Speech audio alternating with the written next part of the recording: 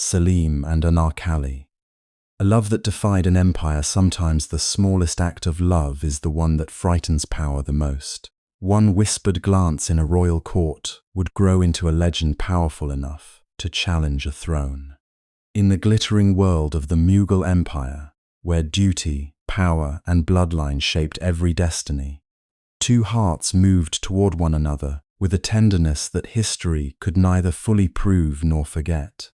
This story follows Prince Salim and Anarkali not only as lovers in a forbidden romance, but as symbols of longing, sacrifice, and the painful distance between human desire and imperial command. It begins not with certainty, but with atmosphere.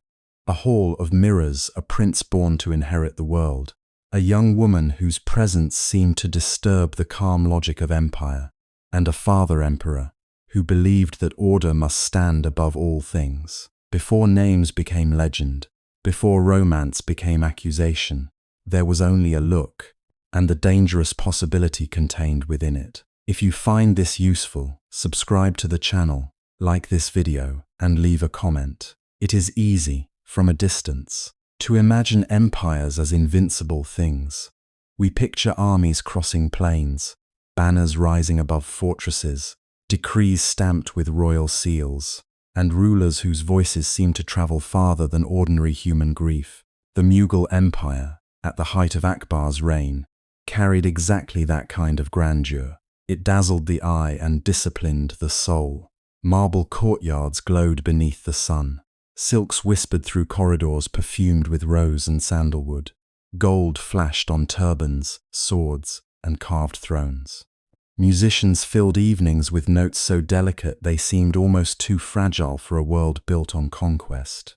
Poets, scholars, nobles, generals, servants, dancers, and spies all moved through the same imperial universe, each one aware that beauty here was never separate from rank, and rank was never separate from danger. This was a court of extraordinary splendor, but it was also a place where every gesture could be interpreted, every silence could be noted, and every relationship could become political. The Mughal court was not simply a residence. It was a living machine of hierarchy. It measured loyalty, rewarded obedience, and watched weakness with patient attention. To be near the center of that world was to live under constant illumination. Faces were seen, remembered, compared. A smile offered at the wrong moment could spark rumor. A favor given too freely could inspire jealousy.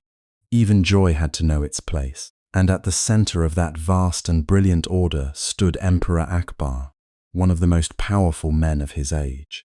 History remembers him as ambitious, intellectually curious, and often visionary, a ruler who expanded his empire, strengthened its foundations, and imagined a political order larger than tribal loyalty or inherited prejudice.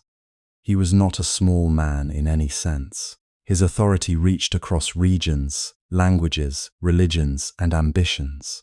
He understood war, but he also understood theater. He knew that power was not only enforced by soldiers, it was performed in ritual, architecture, audience, and distance. A throne had to be protected not merely from enemies on the battlefield, but from disorder in the heart of the palace itself. Yet even the greatest rulers are not made only of public virtues. Akbar was also a father, and fathers, especially those who rule empires, do not look upon their sons with simple eyes. The boy who sits near the throne is never only a child.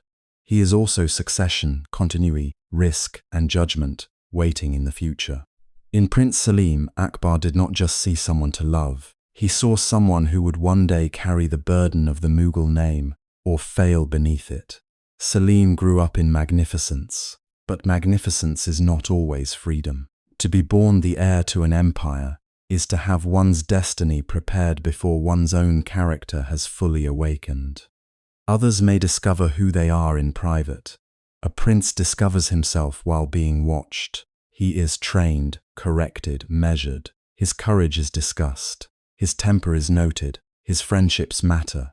His pleasures matter even more. The son of Akbar could not move carelessly through the world, because the world had already decided that his future belonged not to himself, but to history. And yet Salim, in memory and in legend, does not appear to us as merely ceremonial. He comes into this story as something more human, and therefore more vulnerable, sensitive, intense, restless. A young man surrounded by wealth and expectation, but not soothed by them. A prince who had access to every luxury and still seemed to carry an unnamed hunger. In courts like Akbar's, discipline was admired, but feeling did not disappear simply because authority demanded it. If anything, intense emotion became more dangerous in such places, because it had fewer safe places to go. In Salim, tenderness and rebellion seemed to have lived close together. He was born to command, but perhaps he also longed, more than empire could allow, to simply feel. Then there is Anarkali, the most elusive presence in this tale, and in some ways the reason it has never stopped haunting the imagination. Depending on who tells the story, she is a dancer, a courtesan, a lady of the court, a woman of obscure origins whose beauty drew royal attention like flame draws the night. Some accounts cast her in certainty, others leave her half-veiled, almost dreamlike. But perhaps that uncertainty is part of her power. She enters the historical memory not as a figure of official importance, but as someone whose presence unsettles official order. She is remembered not because she held rank, but because she was said to awaken something no rank could safely contain. Her name itself feels like poetry. Anarkali, often understood as pomegranate blossom, suggests color, ripeness, softness, and fragility all at once. One can almost imagine her as the court might have seen her, moving beneath lantern light, adorned in embroidered fabrics, her face partly hidden and yet impossible to ignore. But to reduce her to beauty alone would be to misunderstand why the legend endured. Beauty may attract attention, but legends are born when beauty intersects with power. Anarkali matters because, in this story, she is not simply admired. She is loved, or believed to have been loved, by the one man whose heart was never entirely his own. That is where the danger begins. In a royal court, love is never only love. Not when bloodline determines legitimacy, not when marriage can secure alliances, calm rebellions, or bind powerful families to the throne. Not when the future emperor's affections could alter the balance of influence around him. A prince may feel his heart move like any other man, but the consequences are never ordinary. If Salim turned toward a woman whom the court considered unsuitable, then every private emotion would suddenly cast a public shadow. Desire would become rumor, rumor would become concern, concern in time could become confrontation. And so the story of Salim and Anarkali has always carried more than romance inside it. It carries a question that echoes far beyond one palace and one family. What happens when a human heart refuses to obey the architecture of power? Empires survive invasions. Dynasties weather conspiracies. Kings endure insults, betrayals, and wars. But sometimes they tremble before something far more intimate, a forbidden attachment, a love that cannot be announced without exposing the fragile fiction that authority controls everything. A ruler may govern provinces, but can he govern longing? Can he command a son not only to behave, but to stop feeling? These are the tensions that make this legend so enduring. We are not drawn to it simply because it is tragic, though tragedy clings to it like shadow. We are drawn to it because it places tenderness inside a machine built for obedience. The Mughal court was full of refinement, but refinement does not soften the logic of hierarchy. It can even sharpen it. Ceremony teaches people where to stand, how to bow, when to speak, whom to avoid, what to conceal.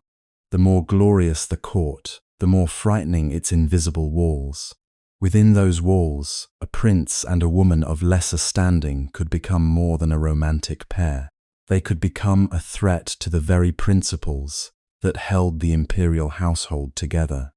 Imagine the pressure of such a world. The scent of incense in the evening air, the quiet steps of servants who hear more than they say, the heavy drape of embroidered curtains behind which listeners may be hidden. the polished floor reflecting torchlight, as nobles gather with practiced grace. The emperor seated where all eyes must return. The prince expected to mirror discipline, to embody continuity, to demonstrate that royal blood carries not only privilege but restraint. And somewhere within that carefully ordered beauty, a moment of recognition passing between two people who should have known better.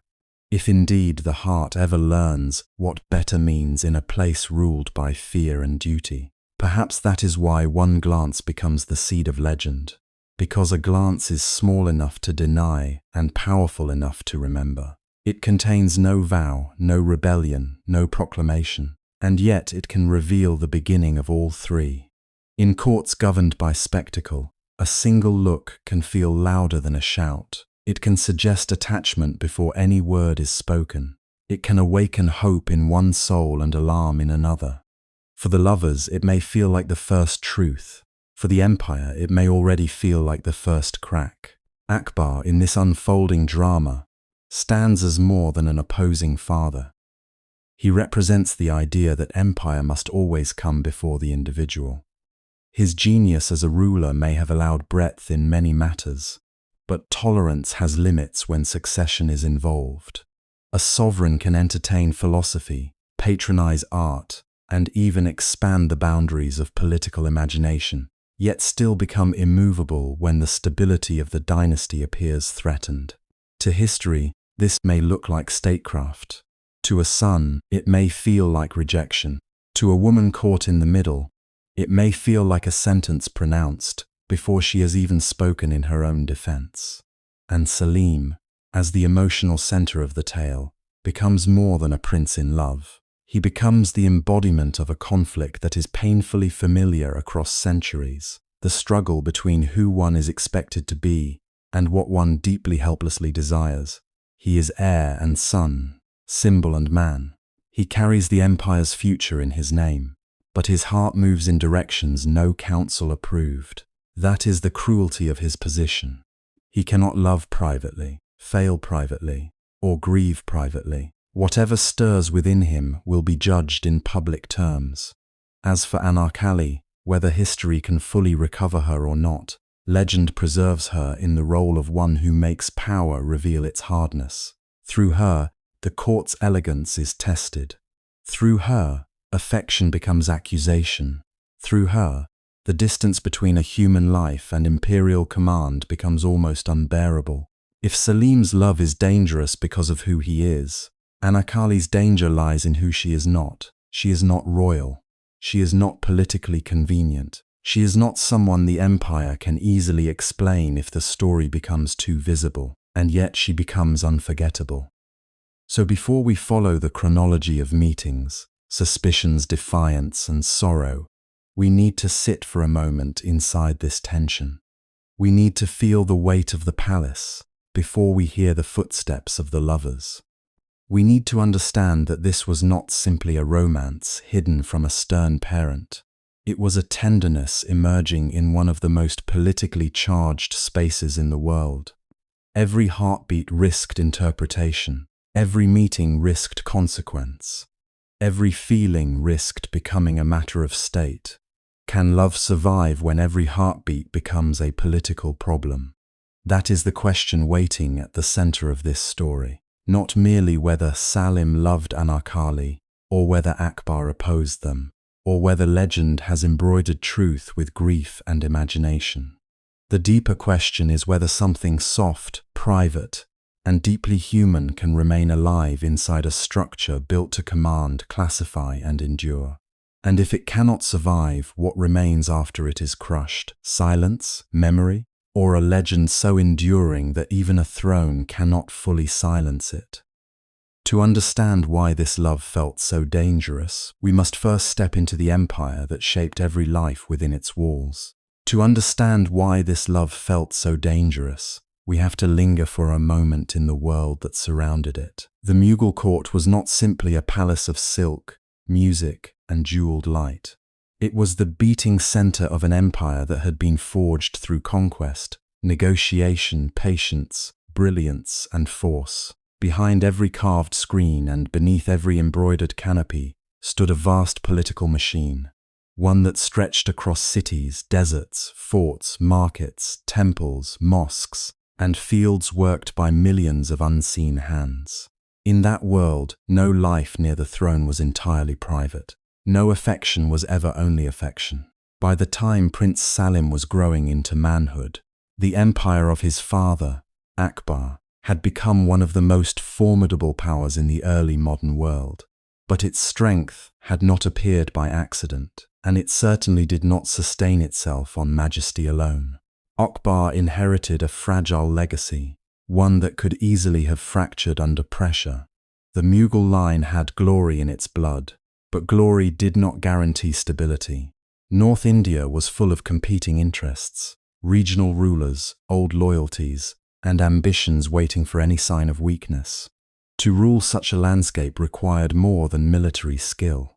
It required relentless attention. It required a ruler who understood that empire was not something won once and then peacefully enjoyed. It had to be managed every day. Akbar understood this deeply. His reign was marked not only by expansion, but by consolidation. Territory was one challenge, unity was another. It was one thing to conquer a kingdom, and another to persuade nobles, commanders, local elites, and rival houses to see their future within Mughal power rather than against it. The empire was made up of many languages, many customs, many faiths, many forms of pride. There were Persian influences at court, Central Asian memories in the dynasty, Indian political realities on the ground, Rajput alliances that mattered enormously, and an endless need to balance authority with inclusion. Akbar's genius lay not only in commanding armies, but in understanding that survival depended on holding together difference without letting it become disobedience.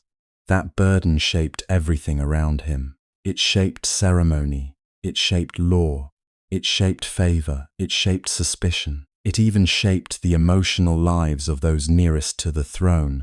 In such a world, the imperial family could not live like an ordinary family, because they were not one. A father was still a father, yes, but he was also an emperor. A son was still a son, but he was also an heir, a symbol, a promise, and sometimes a threat. A marriage was never simply the meeting of two hearts. It could secure loyalty, calm rivalry, elevate a family, reward service, or signal a political direction. The palace was full of intimate gestures that carried public meanings.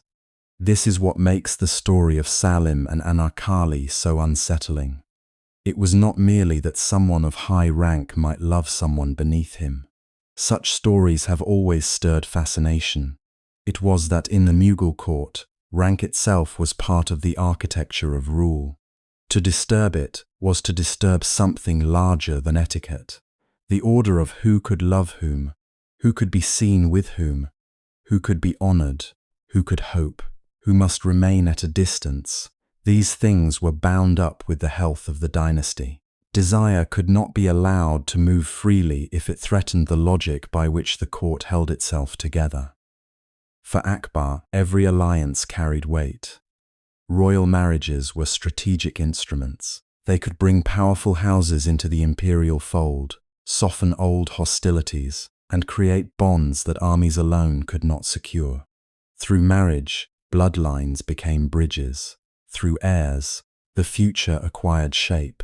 The body of a prince, the womb of a consort, the legitimacy of succession, none of these belonged entirely to the individuals involved. They were watched because they mattered. They were discussed because they affected policy. They were guarded because uncertainty at the top of an empire could produce chaos far beyond palace walls. An heir, especially, lived under a strange and heavy sky. Salim was not free to become only himself. He was expected to become continuity. He carried the hopes of the dynasty and the anxieties of those who depended on it. Nobles watched him for signs of strength or weakness. Courtiers measured his temperament. Rivals studied his habits. Allies wondered what kind of emperor he might one day be. Even his pleasures could become political commentary. Even his attachments could be interpreted as signs of judgment, recklessness, loyalty, or defiance. A prince learned early that he was never unobserved, and yet being watched did not make him less human. If anything, it may have made his private longings burn more fiercely. Court discipline existed for a reason. The Mughal palace was not sustained by beauty alone, but by ritualized order. There were protocols for movement, speech, access, rank, service. And the emperor mattered. Who entered which chamber mattered. Who delivered a message, who received a glance, who was invited to a celebration, who was absent from one. All these details were legible to those trained to read power. Life at court could appear radiant from the outside, but inside it was also a study in restraint. Grace was expected. Composure was survival. One misplaced intimacy could ripple outward into rumor, humiliation, punishment, or political exploitation. And for women in and around that world, the rules were at once protective, ornamental, and profoundly limiting. The Mughal court was filled with women of different statuses, and their lives cannot be flattened into a single experience. There were noble consorts whose marriages carried immense significance, women tied to powerful lineages, women who could wield influence through intelligence, motherhood, patronage, or proximity. Some managed households of enormous complexity. Some advised discreetly. Some commissioned buildings, supported scholars, or shaped artistic culture. Some left deep marks on the court's emotional and political life, even if official histories often spoke more softly of them than of men. But influence was not the same thing as freedom. A woman might be richly dressed, carefully attended, admired for grace, talent, or refinement, and still live within strict boundaries. Visibility could coexist with confinement. Privilege could coexist with vulnerability. The inner quarters of the court, often imagined as places of mystery and luxury, were also highly regulated spaces. They offered protection from the dangers of the outside world, but they also imposed enclosure. Access was controlled, movement was monitored, reputation was precious and fragile. A woman's fate could depend on favor, family backing, discretion, and the ever-shifting temperature of court politics. Around the noble women were many others whose presence enriched the life of the palace, but did not necessarily elevate their security. There were attendants, servants, companions, artisans, musicians, dancers, and performers. There were women whose voices filled the night with song, whose hands brought beauty into garments, perfumes, and ceremony, whose wit and training made festivals sparkle and private gatherings unforgettable. They were seen, they were appreciated, sometimes they were celebrated, but to be admired in a court was not to stand equal within it. Talent could invite patronage, but it could also attract possession.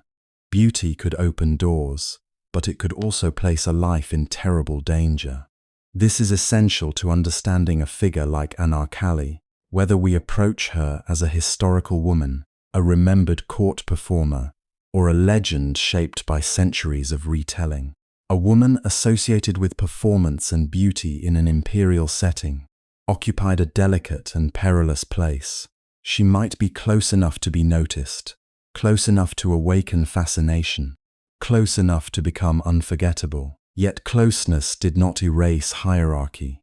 If anything, it sharpened it. The same palace that allowed her to be seen could also remind her, at every moment, of who had the power to summon, reward, dismiss, or destroy. The Mughal court loved refinement. It loved poetry, fragrance, music, architecture, jewels, gardens, textiles, and carefully staged splendor.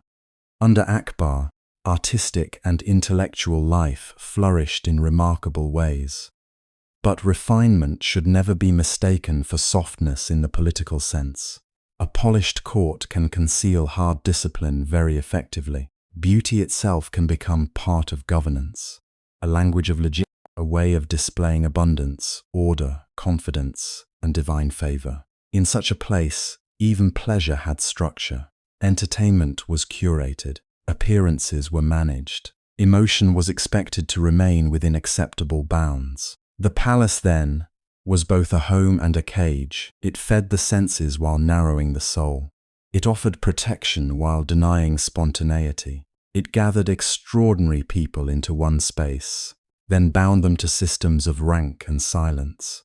A prince could feel lonely there.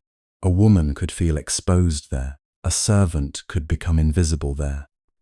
And everyone, no matter how adorned, lived with the knowledge that walls have ears, glances have meanings, and memory can become evidence. Loyalty was precious because betrayal was always imaginable. In a court where succession mattered so intensely, factions could form quietly, attachments could be exploited, affections could be used to gain access, influence, or leverage. This is one reason discipline around personal conduct mattered so much. The empire could not afford too much ambiguity in the lives of those nearest to power. If a prince loved unwisely, some would call it youthful weakness, others would call it scandal, and still others might see opportunity. A private bond could become public vulnerability in an instant. Akbar, who had spent so much of his life building and securing this empire, would have understood the danger instinctively. To him, the court was not merely his residence. It was the stage on which imperial order had to be performed, believed, and preserved. A challenge to hierarchy from within the household could carry symbolic force far beyond the individuals involved. If the heir apparent seemed willing to disregard distinctions that underpinned the culture of the court, what message would that send? To nobles? To allies joined through careful marriage diplomacy? To rivals waiting for evidence of disorder? What looked, from one angle, like love could look from another, like destabilization. And yet human feeling has never asked permission from political design. That is the tragedy hidden inside all great courts. Systems can regulate movement, rank, and appearance, but they cannot fully command the heart. They can punish it, certainly. They can shame it, isolate it, bury it under duty. But they cannot prevent it from awakening. The more disciplined the world, sometimes the more dangerous tenderness becomes. A glance lasts longer, a meeting feels heavier. The smallest intimacy acquires a forbidden radiance simply because so much stands against it. In that atmosphere, every role became more complicated. A father's caution could feel like cruelty. A son's desire could look like rebellion. A woman's presence could become the center of whispers she did not create and could not control. No one moved through such a court untouched by pressure. Even joy had to be negotiated. Even longing had to pass through corridors of fear. This is the empire behind the legend, magnificent, disciplined, ambitious, cultured, and deeply vigilant. It was a world built to endure, and precisely for that reason, it made little room for love that arrived without permission. The grandeur of the Mughal court did not soften the danger surrounding Salim and Anarkali. It intensified it. The brighter the palace shone, the darker the consequences could become for those who crossed its invisible lines. And within that disciplined world, the future emperor was growing into a man whose heart would not always obey the lessons of power. And within that disciplined world, the future emperor was growing into a man whose heart would not always obey the lessons of power. Salim entered, not simply as a child, but as an answer to longing. For years, the Mughal throne had waited for a son who could carry its vast inheritance forward, and when he was born, celebration spread far beyond the private happiness of his parents. His arrival was received as blessing, promise, and political reassurance all at once. From the beginning, he belonged not only to a family, but to an empire. Before he could understand language, expectations were already being spoken around. Before he could choose who he wanted to be, others had begun deciding what he must become. That kind of destiny can look magnificent from a distance. It is easy to imagine silks, tutors, jeweled chambers, the careful attention of servants, the protection of walls, strong enough to hold back the chaos of the world. And all of that was true. Salim grew up in privilege so extraordinary that even his smallest routines would have seemed unimaginable to ordinary people. He was instructed by learned men, exposed to poetry, philosophy, faith, governance, warfare, and the refined arts of kingship. He was shown the best the court could offer because one day he was expected to embody the best the empire could be. But privilege does not protect a child from loneliness. In some lives, it can deepen it. To be the long-awaited heir meant that every gesture could be watched for meaning. Every talent would be measured. Every weakness might be remembered. Even affection in a palace could become formal. Those around him were not free to love him simply and openly, because he was never only a boy. He was a prince whose future mattered to too many people. He was a symbol before he was a self. And for a sensitive nature, that can create a quiet kind of hunger, the hunger to be known without ceremony, without usefulness, without fear. There are people who grow harder under pressure. Salim, at least in his younger years, seems to have grown inward. Beneath the rank and splendor, there was a softness in him that did not disappear simply because the world around him prized strength. He was not made only for command. He felt deeply, and perhaps too deeply for the life prepared for him. The same court that trained him to rule also taught him caution, restraint, and suspicion. Yet the heart does not become disciplined as easily as the body. A prince may learn posture, language, ritual, and the art of concealment, but the need to be loved as a human being, not as an inheritance, remains stubborn. As he matured, this inner division likely sharpened. The palace offered structure but little ease. It offered greatness but not always tenderness. He could stand in rooms filled with attendants and still feel alone. He could be surrounded by music, jewels, rank, and admiration, yet sense that very few people were speaking to the unguarded person within him. Many would have approached him with calculation, with deference, or with ambition. Some saw emperor's son. Some saw the future ruler, some saw opportunity. But how many saw a young man carrying the invisible weight of being shaped for a destiny he had not chosen? This is where Salim becomes more than a historical name or romantic legend. Before he was the lover in a tragic story, he was a son trying to breathe inside a role too vast for comfort. He inherited not just luxury but pressure, not just instruction but comparison. The standard before him was immense. Because his father was not an ordinary ruler, Akbar was already becoming one of the most powerful and admired sovereigns of his age, a man of commanding intelligence, political daring, and immense authority. To be Akbar's son was to grow in the shadow of greatness, so bright it could be difficult to find one's own outline. And here, perhaps more than anywhere else, lies the emotional center of Salim's early life, his bond with Akbar. It was never simple. How could it be? A son may admire such a father with full sincerity. He may look at him and see strength, brilliance, decisiveness, and a kind of largeness that fills the world. He may wish with all his heart to be worthy of him. But admiration can live very close to pain when the person one reveres is also the person from whom one most longs for warmth. Akbar carried an empire on his shoulders. Men like him do not step out of history when they enter their homes. Duty follows them into private space. Judgment follows them. The habits that make a ruler formidable can make a father difficult to reach. Even if there was care, it may not always have arrived in forms a son could easily recognize. Approval may have been rare. Tenderness may have been hidden beneath discipline. Affection may have been filtered through expectation. And so Salim, growing beneath that gaze, may have spent years trying to win something he could never fully secure. The uncomplicated assurance that he was enough. For a young heir, that uncertainty can become a wound. If the father is also the emperor, then every disagreement carries two kinds of force. Personal disappointment becomes political tension.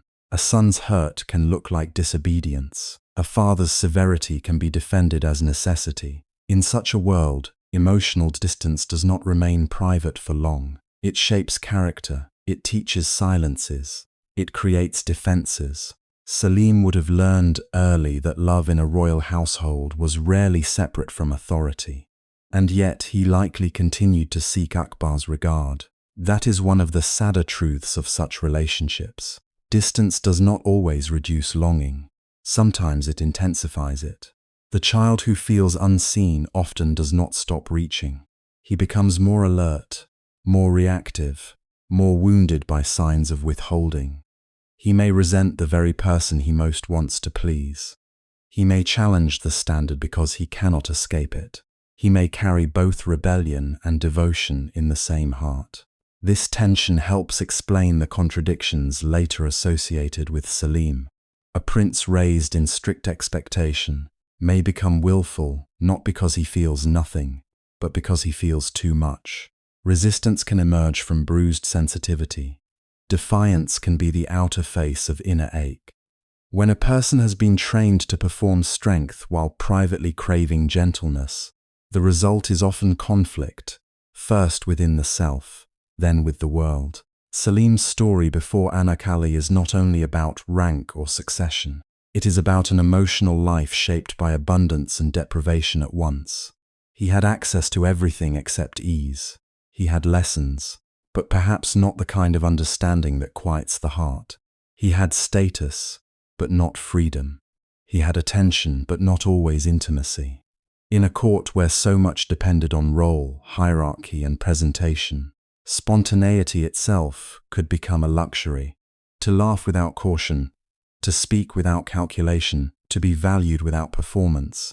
These simple human experiences may have felt strangely distant. And the more a person is denied such ordinary warmth, the more radiant it appears when it finally comes near. Salim's sensitivity would also have made him vulnerable to beauty in a way that was not superficial. Beauty in a courtly world was everywhere, in architecture, textiles, gardens, music, language, ceremony. But aesthetic richness is not the same as emotional shelter. A person can be surrounded by magnificence and still ache for sincerity. In fact, the more curated the world becomes, the more powerful unguarded presence can feel. Someone who offers not policy, not judgment, not ambition, but human warmth can seem almost miraculous. By the time Salim approached adulthood, he had likely begun to understand the invisible bargain of his life. He was meant to carry continuity. He was meant to prove himself capable of discipline, endurance, and command. He was meant to inherit not only a throne, but a style of rule, a standard of manhood, a vision of what an emperor should be. There was little room in that design for uncertainty, softness, or emotional need. But those things do not disappear because they are inconvenient. They wait, they deepen, they seek an answer. It is important to remember that the future emperor was not born with indifference in his blood. Before the hardness that politics can create, there was a young man still searching for recognition on human terms. Not recognition as heir, not applause as prince, not obedience from others. Recognition that says, I see your sorrow, I see your fatigue, I see the part of you that is not made of titles. For someone raised amid grandeur and scrutiny, that kind of seeing would not have been small. It would have been transformative. And perhaps that is why the emotional stakes of his later love run so deep in the imagination. Salim was not merely attracted to beauty, he was drawn toward relief, toward a form of presence untouched by the cold mathematics of court life, toward a space, however fragile, where he could step out of inheritance and into feeling. If his childhood and youth had taught him how often affection could be conditional, then genuine warmth would have felt not just pleasurable, but salvific. None of this means he was innocent in every choice, or untouched by pride, privilege, and the impulses of power. He was still a prince formed by empire. He still moved in a world where desire had consequences for others, and where even personal longing could become dangerous. But to understand the force of what was coming, we have to understand the emptiness that came before it. Love does not enter every life in the same way. For some, it is a welcome addition. For others, it feels like the first language in which the soul has ever been addressed. Salim stood at that threshold long before he knew it, shaped by expectation, shadowed by greatness, torn between reverence and resentment. He carried within him an unspoken need that no ceremony could soothe. The court had taught him how to appear composed. It had not taught him how to stop yearning. Beneath the discipline of royal upbringing lived a man who wanted, with almost childlike intensity, to be met with tenderness rather than measured for worth. Then, into the formal rhythms of palace life, came a presence that seemed to speak directly to the part of Salim no title could satisfy. She did not arrive like a conqueror, and that may be why her presence endured. In a world where rank was announced, guarded, and rehearsed, Anarkali seemed to enter the imperial imagination by another route entirely. Not through decree, not through lineage, not through the weight of a famous family name, but through impression. Through the hush that follows beauty when it is touched by mystery. Through the kind of presence that does not seize attention so much as alter the air, until everyone feels that something softer, rarer, and harder to define has entered the room. Even now, she comes to us through uncertainty. Was she a dancer, trained to move with the measured eloquence the Mughal court admired? Was she an attendant, close enough to power to observe it intimately, but never secure enough to belong to it? Was she a gifted artist of the court, one of those women whose grace was not merely ornament but labor, discipline, and performance shaped into elegance? History does not answer with one clear voice. Instead, it leaves us with fragments and possibility, and in that ambiguity, Anarkali becomes more than a fixed identity. She becomes a figure suspended between memory and myth, a woman glimpsed through silk curtains, described in admiration, then half hidden again by time. Perhaps that is fitting. The Mughal court itself was a place of spectacle and concealment, where what could be seen was never the whole truth. Marble halls reflected light, jewels caught the eye, music drifted through chambers perfumed with rose and oud, and every gesture seemed arranged to suggest permanence, control, refinement. Yet beneath that polished surface ran quieter currents. Ambition, rivalry, longing, fear. A court was not merely a home of beauty. It was a machine of hierarchy. To be admired within it was never simple. To be visible was to be exposed, and Anarkali, whatever her exact station, appears in the imagination as someone who was both. Visible enough to enchant, exposed enough to be endangered. Her name alone carries the tenderness of that contradiction. Anarkali, pomegranate blossom. Not the fruit itself, not abundance already ripened and gathered, but the flower before it, delicate and brief, vivid in its first unfolding. It is a name that feels almost too soft for the architecture around it. In a world of carved stone, military command, imperial judgment, and ceremonial distance, her name suggests color, fragrance, fragility. A bloom in a place built to outlast bloom. A living thing in an environment devoted to structure. Even before we imagine her face, her movement, or her voice, the name gives us an emotional truth. She belonged to the realm of what could stir the heart, precisely because it could not be possessed without being harmed. The image is powerful for another reason as well. Blossoms are noticed. They are praised. They are gathered into poems compared to cheeks, dawns, spring gardens, and fleeting joy. But they are also vulnerable to weather, to handling, to the very gaze that cherishes them. To call a woman Anarkali is to place her inside a language of admiration that can quickly become perilous. In courts, beauty was often elevated in speech while the women who embodied it remained precarious in reality. They could be celebrated and controlled in the same breath. Treasured as symbols, yet denied the safety granted to those with unquestioned authority. This is what makes her so haunting.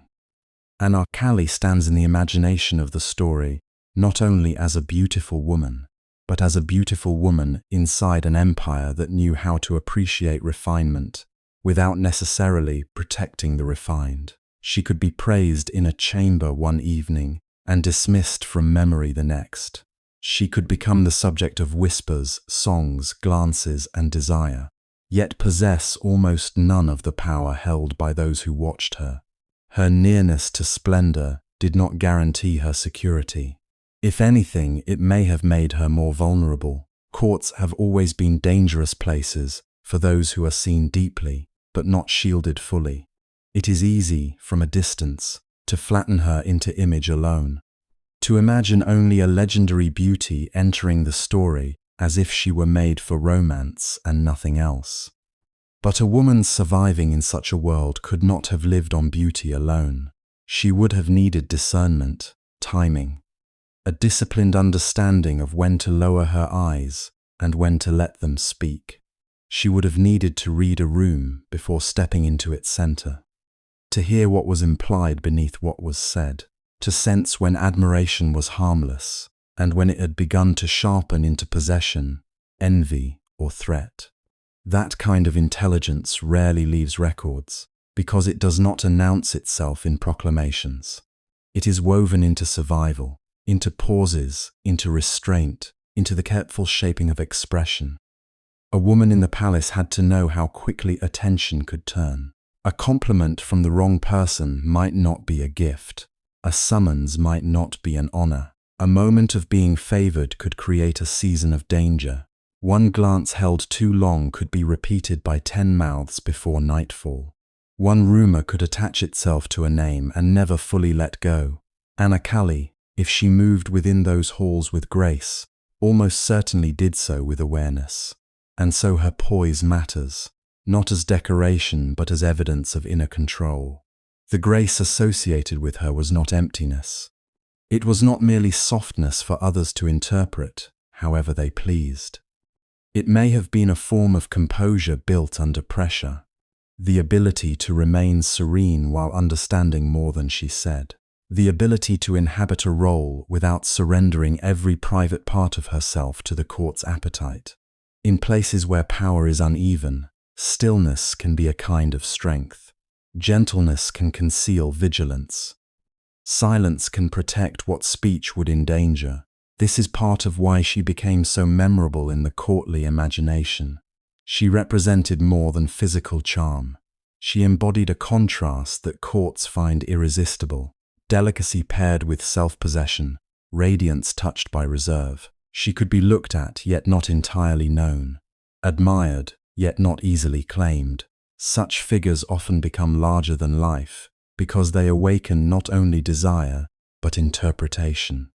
People begin to project onto them what they hunger for, what they fear, what they cannot openly confess. A woman like Anarkali becomes mirror and mystery at once. One can imagine the first impression she made in those enclosed worlds of etiquette and spectacle. Perhaps she appeared in a gathering, lit by lamps that softened gold into amber. Perhaps music was already present, and her movement seemed not to interrupt it but to complete it. Or perhaps she was seen in a quieter moment carrying out some courtly duty with such natural grace that the ordinary became unforgettable. The exact scene matters less than the effect. She seemed to bring with her a different register of feeling, not rebellion, not yet, not drama, something subtler, a note of life that could be felt amid protocol. A reminder that tenderness and beauty still existed inside systems designed to discipline both. For men of rank, women in the court could too easily become part of the scenery of luxury, expected to embellish imperial culture while remaining safely within its rules. But now and then, a person escapes that flattening, not because she tries to dominate the space, but because she carries within her something unmistakably alive. Anarkali seems to have belonged to that rare category. She was not only seen, she was felt. Her presence suggested interiority. She did not seem like a carved figure, placed in the palace to adorn its narrative. She seemed to possess a private weather of her own. That private weather is essential to understanding why she matters. In stories of great love, we often focus on the one who falls, as though the beloved exists only to receive projection. But for this love to carry its lasting ache, Anarkali must be more than an object of wonder. She must be a person whose inner life glimmers through restraint, a woman aware of her circumstance, aware of what she could and could not afford, aware that every kindness offered to her might carry expectation behind it. Her gentleness then is not naivety, it is calibrated. Her softness does not mean she misunderstands danger. It means she has learned how to move without inviting unnecessary harm. And harm in such a setting was never far away.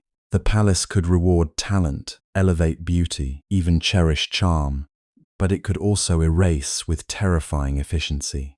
Those whose names were not fortified by bloodline or title lived close to uncertainty. Their place depended on favor, discretion, mood, and politics they did not control. If they became too noticeable, they risked resentment. If they became too beloved, they could become a problem. If they crossed an invisible line, the same world that applauded them might close ranks and deny that they had ever truly mattered. This is one of the cruelest truths inside the legend. Someone like Anarkali could become unforgettable and still remain unprotected. She could enter song more securely than she entered history. She could be remembered by longing more faithfully than by record. That is how empires often work. They preserve monuments and lose women. They archive decisions and blur the lives touched by them. And yet some figures return precisely because the official story did not know what to do with them. Their ambiguity becomes a kind of afterlife. Anarkali's symbolic power grows from that tension. She is blossom and peril, presence and precarity, admiration and erasure held in one figure. She softens the hard geometry of empire simply by existing within it, and in doing so reveals its cruelty more clearly. Against marble she appears more human, against command more tender, against the logic of power more transient and therefore more precious. She reminds us that in courts built to celebrate order, the most transformative forces often arrive quietly, without title, carrying nothing more visible than grace. It is possible that those around her understood at least some of this before any great romance began. They may have sensed that she drew attention in ways attention itself could not fully explain. Not everyone who is beautiful unsettles a room. Not everyone graceful becomes unforgettable. But there are people whose presence awakens dormant feeling in those around them, and that awakening can be both beautiful and dangerous. In a palace where emotion was often managed, disguised, or redirected into ritual, such a person could become the center of currents no one intended to release. Anarkali likely knew enough not to mistake fascination for safety. She would have understood that the palace watched everything, especially what it pretended not to watch. She would have known that affection, if it crossed rank, could harden instantly into accusation. She would have learned to guard her reactions, to keep the boundaries of her expression intact. If she was admired, she could not afford to seem intoxicated by admiration. If she noticed being noticed, she had to decide whether to acknowledge it, ignore it, or retreat from it. These are not theatrical choices. They are the quiet calculations by which vulnerable people survive among the powerful. And yet no amount of caution can prevent certain moments from happening.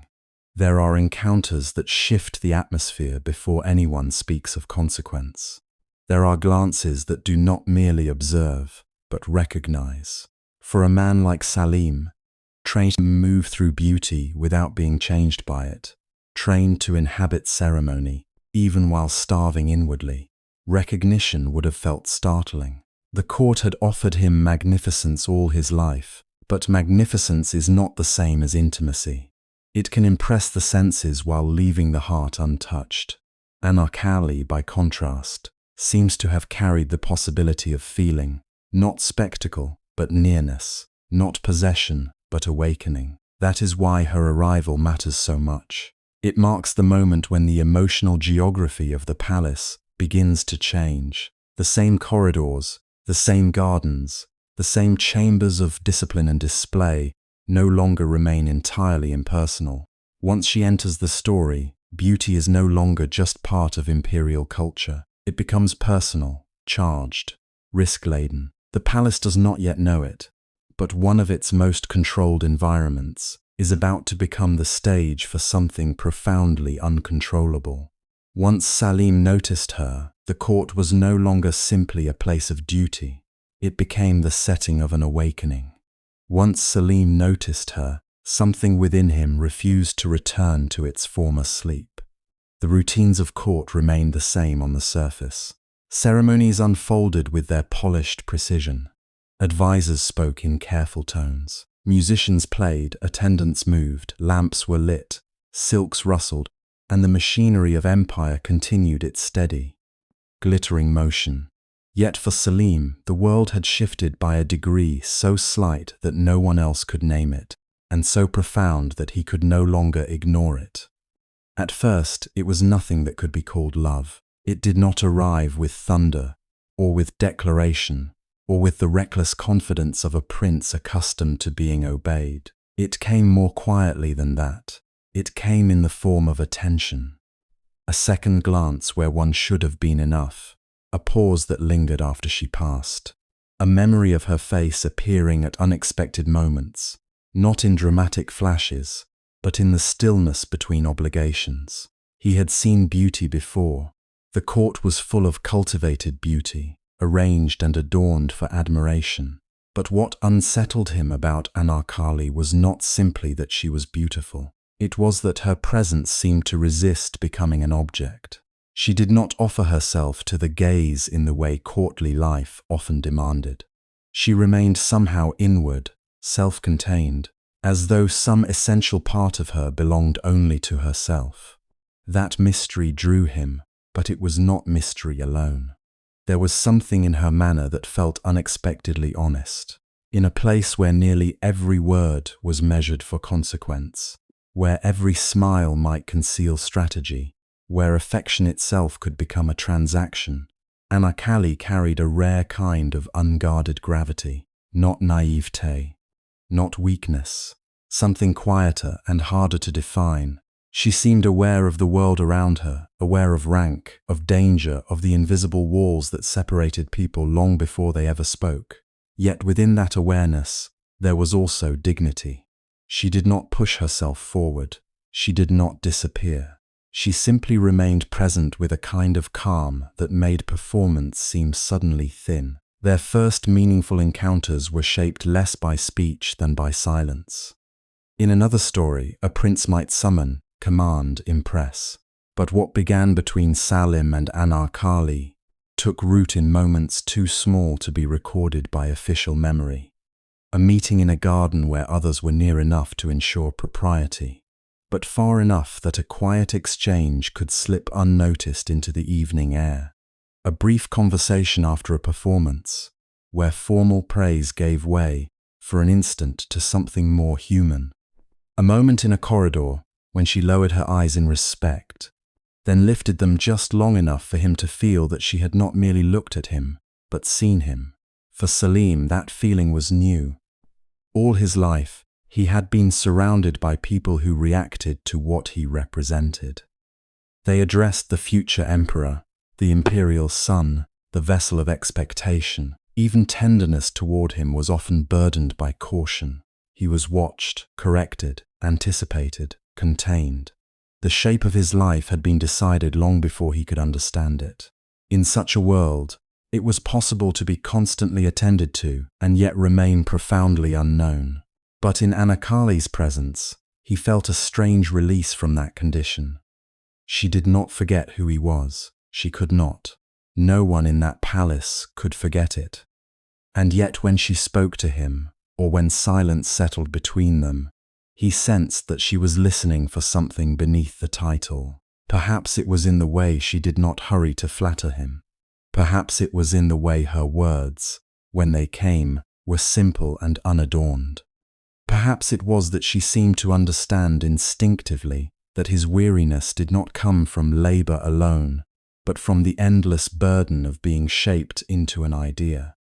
She did not speak to the legend forming around him. She spoke cautiously to the man standing in front of her. For someone like Salim, that recognition could feel almost like thirst meeting water. There were evenings when the court gathered around music and dance, and he found himself watching not the spectacle, but the spaces within it. The measured movement of her hands, the controlled grace with which she navigated the room, the moments when her face softened between one expression and the next, when performance gave way to thought. He began to notice the difference between the Anarkali everyone saw and the Anarkali who emerged in fragments when she believed herself unobserved. A trace of sadness, a flicker of amusement, a stillness that suggested caution had become second nature. And Anarkali, for her part, noticed him too. At first she may have tried not to. The wisest instinct in a court like Akbar's was restraint. To be noticed by a prince was not a simple blessing. It could elevate, but it could also expose. It could awaken longing, but it could just as quickly invite ruin.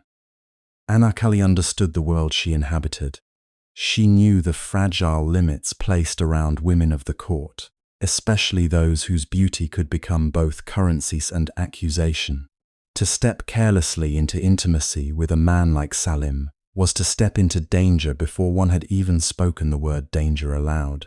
So she kept herself measured, respectful, composed, careful not to presume. When he addressed her, she answered with the deference expected of her. When she felt his gaze linger, she turned away before it could become a conversation witnessed by others. When chance placed them near each other, she guarded not only her words, but her breathing, her posture, the smallest betrayals of feeling. Self-preservation was not coldness, it was wisdom. And yet wisdom is not always stronger than tenderness. What made Salim difficult to resist was not princely charm alone, though he surely possessed that in abundance when he chose to use it. It was his vulnerability, glimpsed unexpectedly through the rituals of rank. There were moments when the confidence expected of him fell away, and something unarmored appeared beneath it. A loneliness, a restlessness, a hunger for a kind of truth that the court did not know how to offer. Anarkali could sense it. Perhaps that was why caution became more difficult with each passing encounter. She was not merely being pursued by a prince. She was being asked, without words, to witness a human soul that had spent much of its life concealed. Their bond deepened not through grand confession, but through repetition. The human heart often changes in this way, quietly, through small mercies that accumulate until they become undeniable. A question asked with genuine interest, a moment of shared understanding over some minor incident in the court. The subtle easing of tension when one enters a room and finds the other already there. The silence that no longer feels empty, but inhabited. These things do not look like rebellion at first. They look like comfort. They look like relief. There may have been a morning in the palace gardens when the light fell softly across the stone paths, and the air still held the coolness of dawn. Salim, who had come there seeking solitude, found Anarkali among the flowers or near a shaded fountain, present not as an ornament of the court, but as a person alone with her thoughts. In such a meeting, words would have mattered less than tone. He might have said something ordinary, and she might have answered with reserve. But then a pause, and then another sentence, gentler than protocol required. Perhaps he spoke not as a prince testing his power, but as a man relieved not to be performing. Perhaps she responded not as a court attendant managing danger, but as a woman momentarily moved by trust. Those fragile moments can alter everything. Salim began to wait for them, without admitting to himself that he was waiting. He learned the rhythms of the places she frequented. He noticed absences. A day when she did not appear where he expected her could leave him more unsettled than some political irritation that should, by all logic, have mattered more. This was not because he was frivolous, but because emotional recognition has a way of rearranging importance. Once a person becomes the site of peace in an otherwise demanding world, their presence acquires enormous gravity. For Anarkali, the change was no less real, though perhaps more frightening. It is one thing to admire from a distance, another to feel oneself being drawn inward. She must have understood before Salim fully did that affection was crossing into dangerous territory. A glance can be explained, kindness can be dismissed, but the heart knows when it has begun to return to someone of its own accord. She likely sensed it in the way her pulse altered at the sound of his approach, in the effort it took to remain composed when he spoke more softly than before, in the private ache that followed after each meeting ended. Such feelings could not be indulged lightly.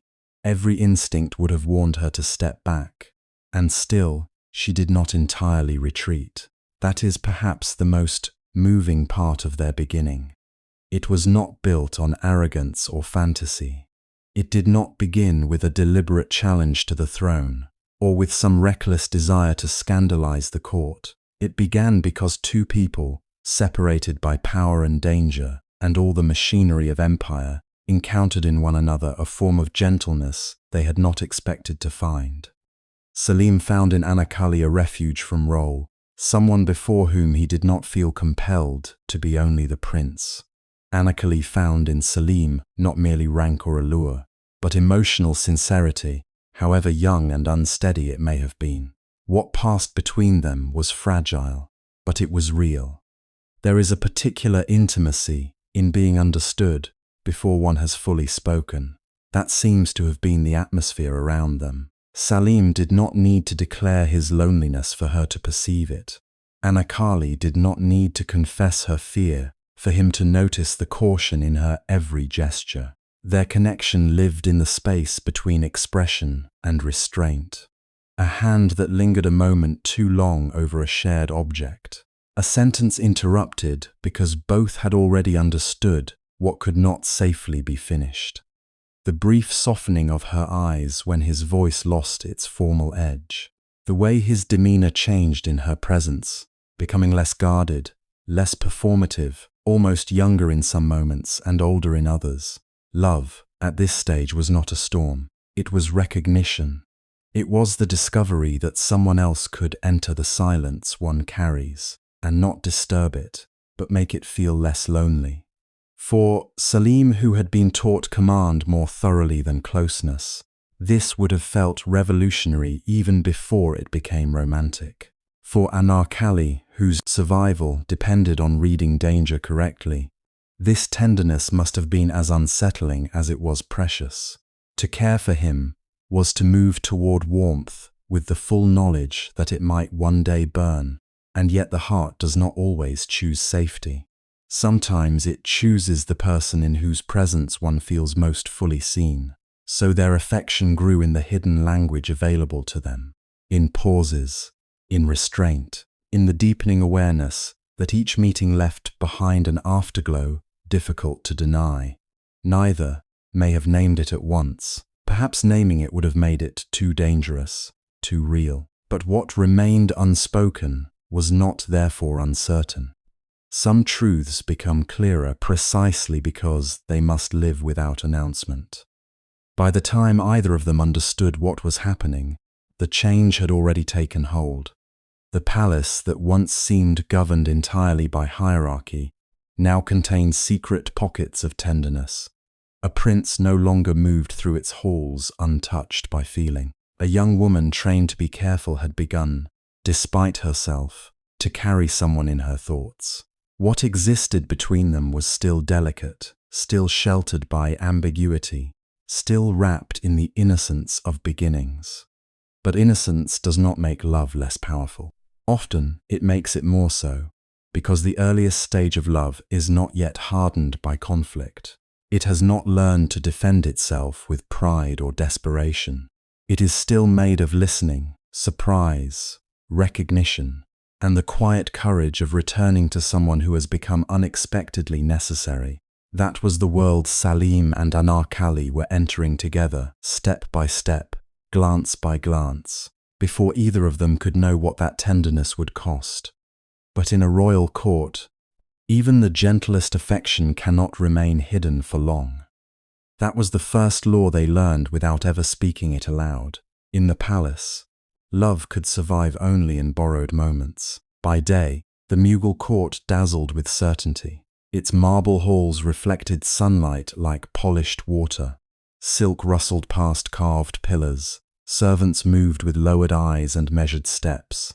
Messengers carried commands from chamber to chamber, and every gesture, every entrance, every pause seemed to belong to order, rank, and watchfulness.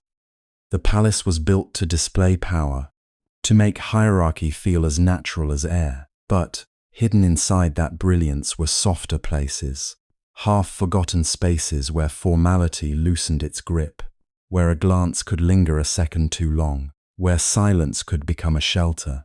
It began with pathways that others overlooked, a shaded garden behind a row of high walls, where the scent of jasmine thickened in the evening, and the fountain's murmur softened the sound of footsteps.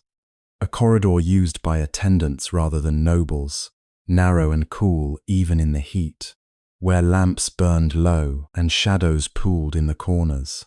A screened chamber meant for music rehearsals, empty at certain hours, its latticeworks filtering moonlight into delicate patterns across the floor. A courtyard open to the night sky, where white stone held the day's warmth after sunset, and the stars seemed close enough to witness what human eyes must not. In such places, Salim and Anarkali learned the strange discipline of secrecy. Love, for them, was not a thing that unfolded freely. It had to be timed between duties, hidden beneath routine, wrapped in restraint. Their meetings were often brief, and because they were brief, every word gained weight. The smallest exchange could nourish them for days. A question asked softly, a pause before an answer, the way one reached for the other and then stopped, listening for movement beyond the wall. What deepened between them was not only desire, though desire was there, alive in every nearness they barely allowed themselves. It was the tenderness of recognition.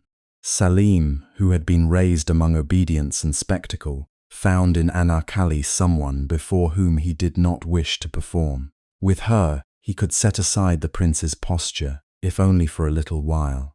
He could speak not as a future emperor or a son under scrutiny, but as a man unsettled by feeling, uncertain of himself, hungry for something he had never been taught how to ask for honestly.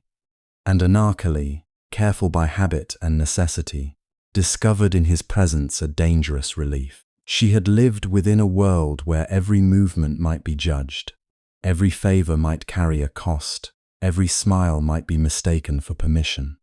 To be seen by Salim with reverence rather than appetite, with attention rather than ownership, stirred something in her that was as frightening as it was precious. Yet she did not surrender to it blindly.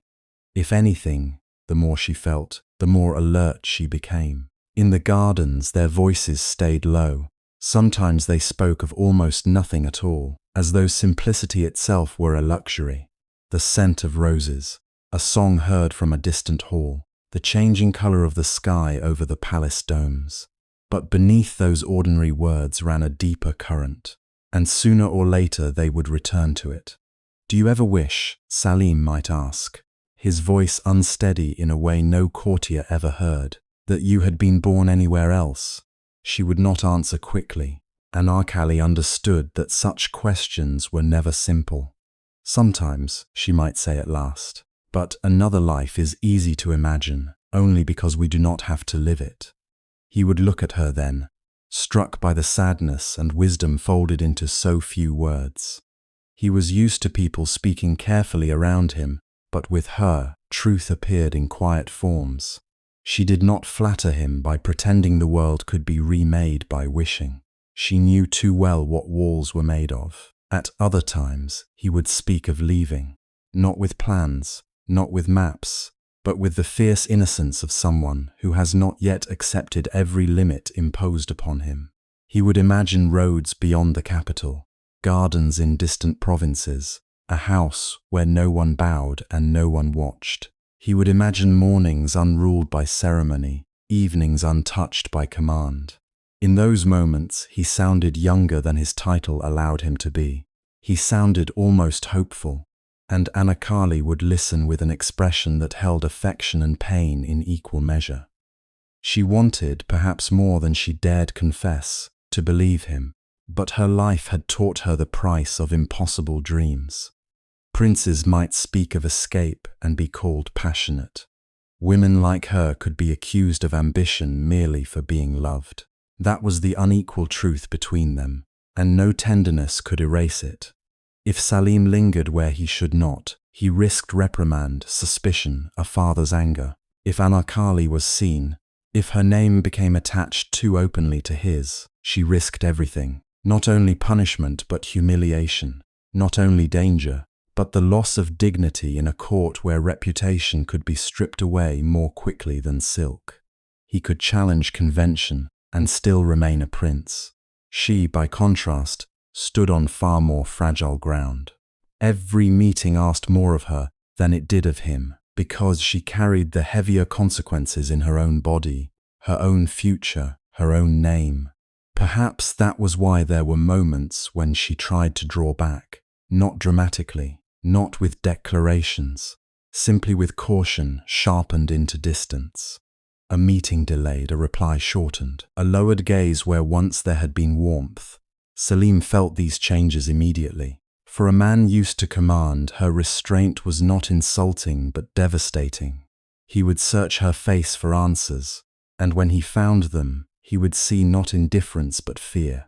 "You think I don't understand," he would say softly. "I think you do," she would answer.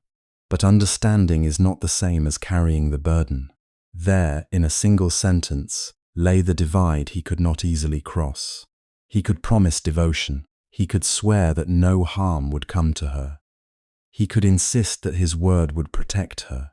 But even he must have sensed, beneath his own certainty, how fragile such assurances were inside a palace, built on power older and colder than love. Still, they continued. That is what hidden love does.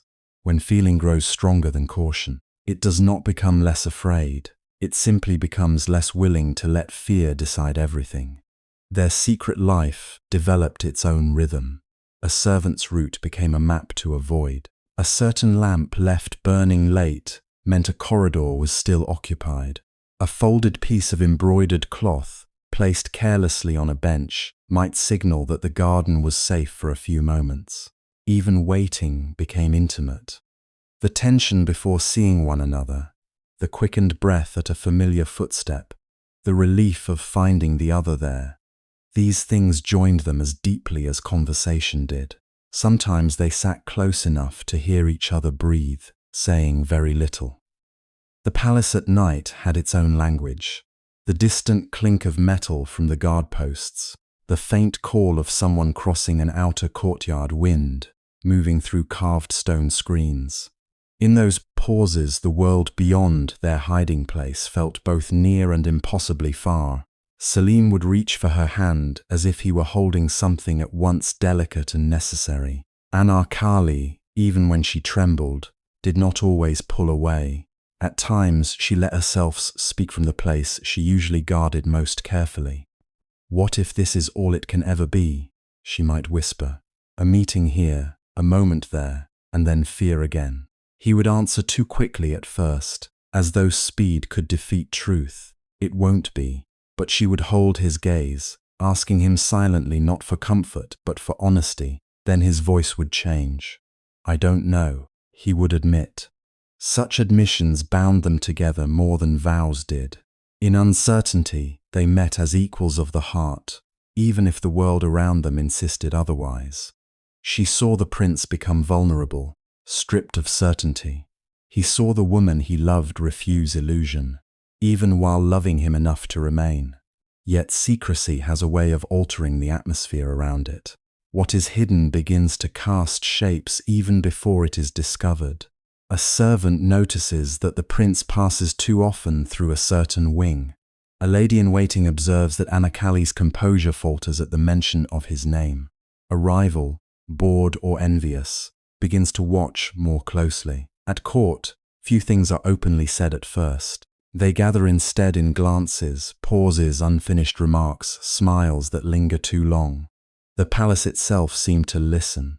Its walls, magnificent and still, could not speak, yet everyone knew how secrets traveled through royal households. Through maids brushing one another's hair at night, through musicians waiting outside performance rooms, through eunuchs who guarded thresholds and noticed what others missed, through older women who had survived the court by reading danger in the tilt of a head or the silence after a question. Rumor did not rush, it seeped. It passed beneath doors and behind curtains. It wore the face of concern, amusement, curiosity, resentment. By the time a whisper reached its destination, it often carried more certainty than the truth itself. This made each meeting more perilous than the last. Salim began to feel watched, though he could not always say by whom. A conversation would stop when he entered a chamber. A servant would lower his eyes too quickly. Anarkali, more attuned to such currents, sensed changes even sooner. She felt when her presence altered a room. She noticed when courtesy became over-careful, when another woman's smile concealed measurement, when someone asked an innocent question with a sharpened interest beneath it. There were nights when she almost did not come. On one such evening, the moonlit courtyard felt less like a refuge than a place suspended over danger. Salim was already there, waiting beside the shallow pool that reflected the sky in broken silver. When she stepped through the archway, he saw at once that something had changed. "They are talking," she said before he could speak. The words did not rise in panic. That made them worse. They came with the fatigue of someone who had expected this moment and still dreaded it. Who? I don't know. Perhaps no one with power yet. Perhaps only those who enjoy carrying other people's lives in their mouths. She looked away, then back at him.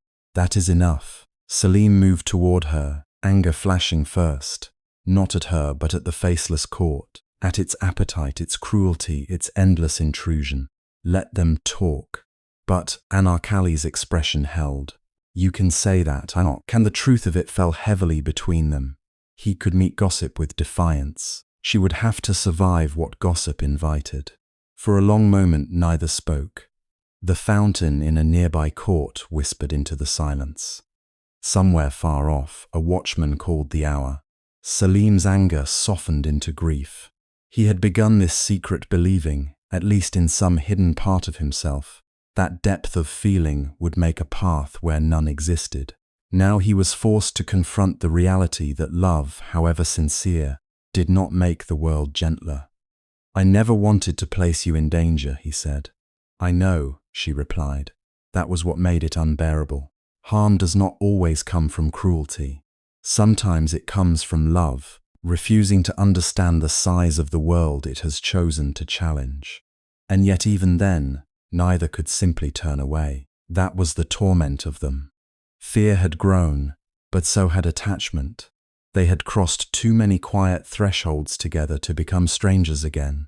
Too much had been spoken in whispers. Too much had been entrusted to the dark. So they remained in that uncertain space, loving one another within shrinking circles of safety, while the court around them tightened its invisible net. Every hidden chamber now held the echo of risk. Every garden carried the possibility of witness.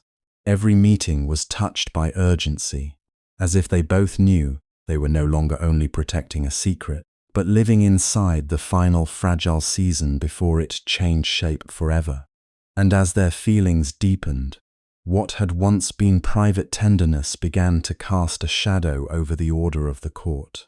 At a court like Akbar's, love did not remain private for long. The Mughal palace was not simply a home. It was a theatre of rank, ritual, ambition, and unending attention. People survived there by noticing what others missed, by reading pauses, glances, favors, silences. A prince could not breathe differently without someone asking why. And a woman near power, however humble her place beside it, could not receive even a moment of tenderness without becoming the subject of someone else's story. It began, as danger often does, with things too small to defend. A look held a heartbeat longer than propriety allowed. A conversation interrupted too suddenly when footsteps approached. A kindness repeated often enough to stop seeming accidental. Salim, who had once carried himself with the careless assurance of a man born above consequence, became less guarded in subtle ways. His attention drifted when Anarkali entered a room. His severity softened around her. His impatience with ceremony sharpened whenever ceremony stood between them. None of this announced itself openly. Yet in a court trained to interpret tiny shifts as signs of hidden intent, these were not small things at all. The women saw it first, or at least they spoke of it first. The imperial harem was a place of beauty, discipline, hierarchy, and constant interpretation. Every gesture was measured against status. Every nearness had meaning. Every favor could change a future. Within such a world, Anarkali's growing significance did not go unnoticed. If she was summoned more often, it was noticed. If she was spared a rebuke that another woman would have received, it was noticed. If a servant carried a message in unusual haste, if a guard looked away when he should have looked directly, if a musician was dismissed early from an evening gathering for reasons no one explained, all of it became material for thought, then for whispers, and finally for rumor. Rumor in a royal court was never merely idle. It was a form of power. It could test what people were willing to believe before anyone dared to say it aloud. At first, the whispers wrapped themselves in uncertainty. Perhaps the prince was merely amused by her. Perhaps he enjoyed her company because she brought lightness into rooms burdened by etiquette. Perhaps others were inventing stories out of envy. But as days passed and the same observations surfaced from different corners, uncertainty began to harden. Once several people start telling the same story, even softly, the story begins to feel like truth. And what made the rumors dangerous was not only that Salim loved her, it was who she was believed to be in relation to him. Anarkali was admired, yes. Her grace, her beauty, her presence could enchant a room. But admiration offered no protection. In the political logic of empire, she was not an acceptable center of princely devotion. A Mughal prince was never simply a young man free to follow his heart. He was lineage embodied. His future marriage was expected to strengthen alliances, stabilize factions, honor bloodlines, and signal imperial judgment. His affections were not seen as his own private territory. They belonged, in a sense, to the dynasty. This was the unspoken fear beneath the gossip. If Salim's attachment deepened, what would it mean? Would infatuation become defiance? Would preference become insistence? Would the prince challenge the invisible architecture that had been built around his life since birth? Men and women who had no tenderness toward Anarkali at all suddenly had reason to watch her closely, because in their minds she no longer represented a secret romance. She represented disruption, not because she had declared anything, not because she had demanded anything, but because the possibility of her importance exposed how fragile order could become when desire entered the sphere of succession and power. In that transformation, the cruelty of the court revealed itself with terrible speed. Salim was the prince. His conduct might be questioned quietly, but it was protected by rank, by masculinity, by expectation, and by fear. Anarkali had none of those shields. Before anyone dared to imagine that Salim might be acting recklessly, they found it easier to imagine that she had tempted him, encouraged him, ensnared him, misread his favor, or reached above her place. The same tenderness that made him human made her dangerous in the eyes of others. This is how blame often moves in unequal worlds. The powerful man is called foolish, passionate, distracted. The less powerful woman is called ambitious, manipulative, shameless. Even those who may have understood her vulnerability could still participate in judging her, because to condemn Anarkali was to reassure themselves that hierarchy still meant something. If she could rise in his attention, then what separated one woman from another? What did rank protect? What did obedience earn? Envy sharpened suspicion. Suspicion invited moral language. Moral language made surveillance feel justified. Soon Anarkali found that the air around her had changed. Conversations stopped when she approached. Eyes lingered on her, not with admiration now, but with calculation. Women who had once treated her with casual warmth became distant or formal. Servants, who often knew more than their master's guest, began to carry themselves differently in her presence, half curious and half afraid. Even ordinary movements became exposed. If she crossed a courtyard at an unusual hour, someone remembered it. If she appeared thoughtful, someone interpreted it. If she looked tired, someone called it guilt. If she looked radiant, someone called it triumph. There was no safe expression left to her. This is the particular violence of scrutiny. It strips a person not only of privacy, but of innocence in the eyes of others. Every action becomes evidence for a conclusion already forming. And because Anarkali stood lower in the court's hierarchy, she had to endure this pressure in silence. She could not defend herself without seeming presumptuous. She could not protest without confirming that there was something to protest. She could not ask for mercy from people who had already decided she was the source of disorder. Salim, for his part, could feel the court's atmosphere shifting, but even then he lived inside a different degree of risk. Men around him might lower their voices when he entered. Advisors might redirect conversation. A loyal attendant might urge caution. Yet no one watched him with the same appetite for condemnation.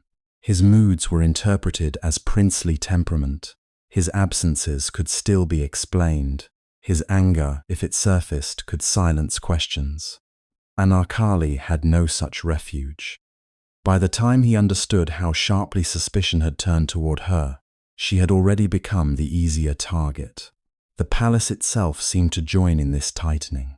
Corridors no longer felt like passages but channels of observation. Gardens that once offered brief shelter now seemed dangerously open, every branch and screen capable of hiding witness. Meetings required more care, more intermediaries, more luck. A delayed message could send fear through an entire evening. A missing servant could suggest betrayal. Even silence became alarming. Sometimes the absence of rumor meant only that rumor had moved upward, traveling from idle mouths to cautious ears, from cautious ears to interested ones.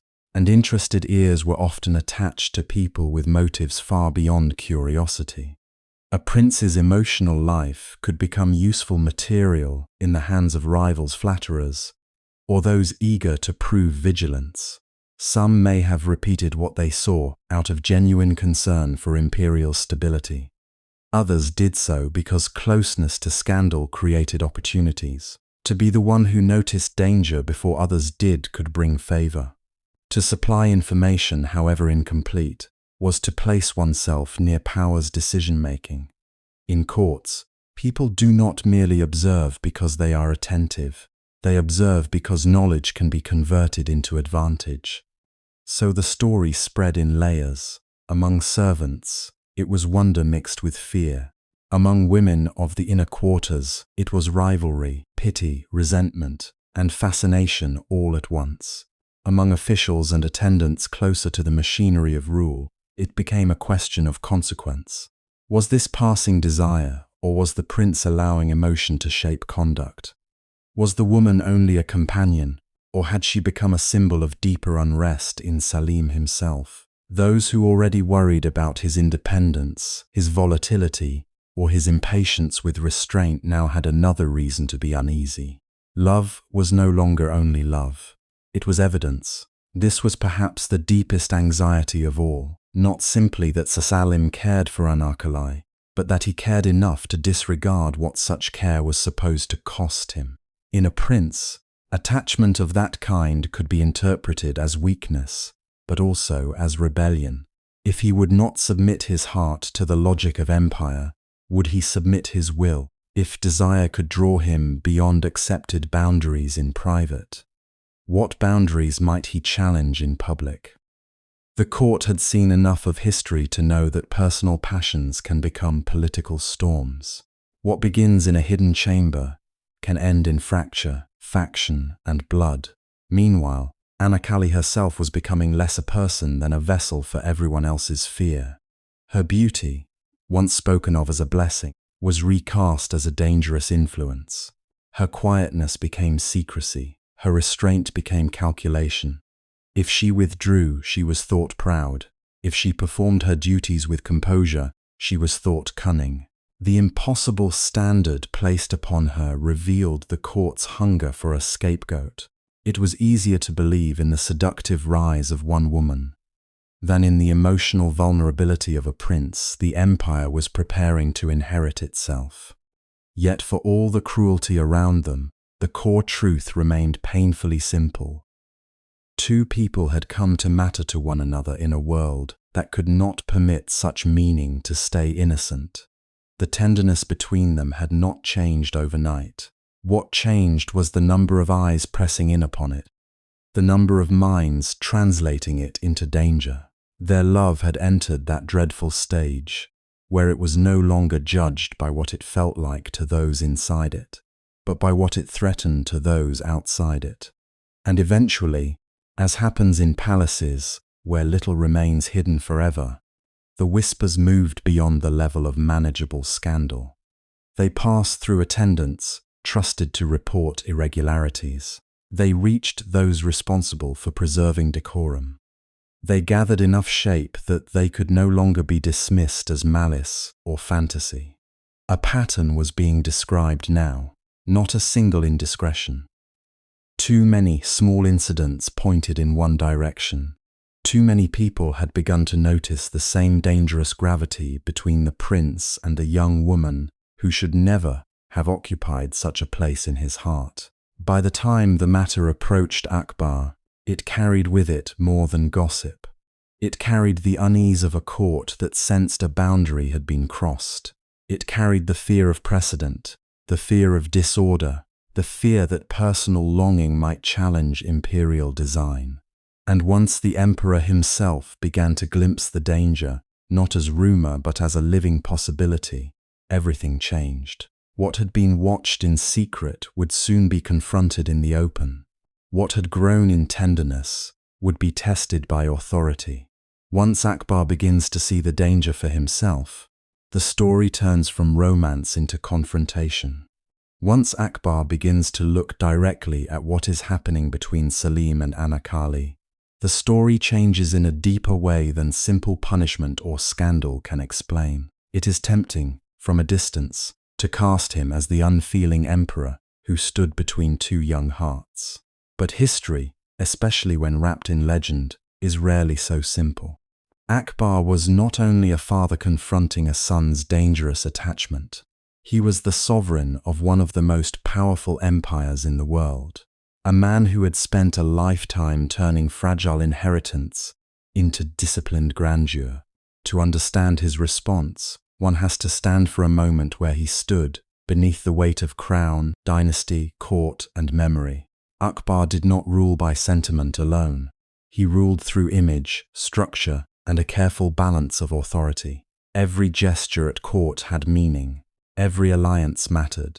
Every rumor had consequences far beyond the private lives of the people involved. The Mughal court was not merely a household.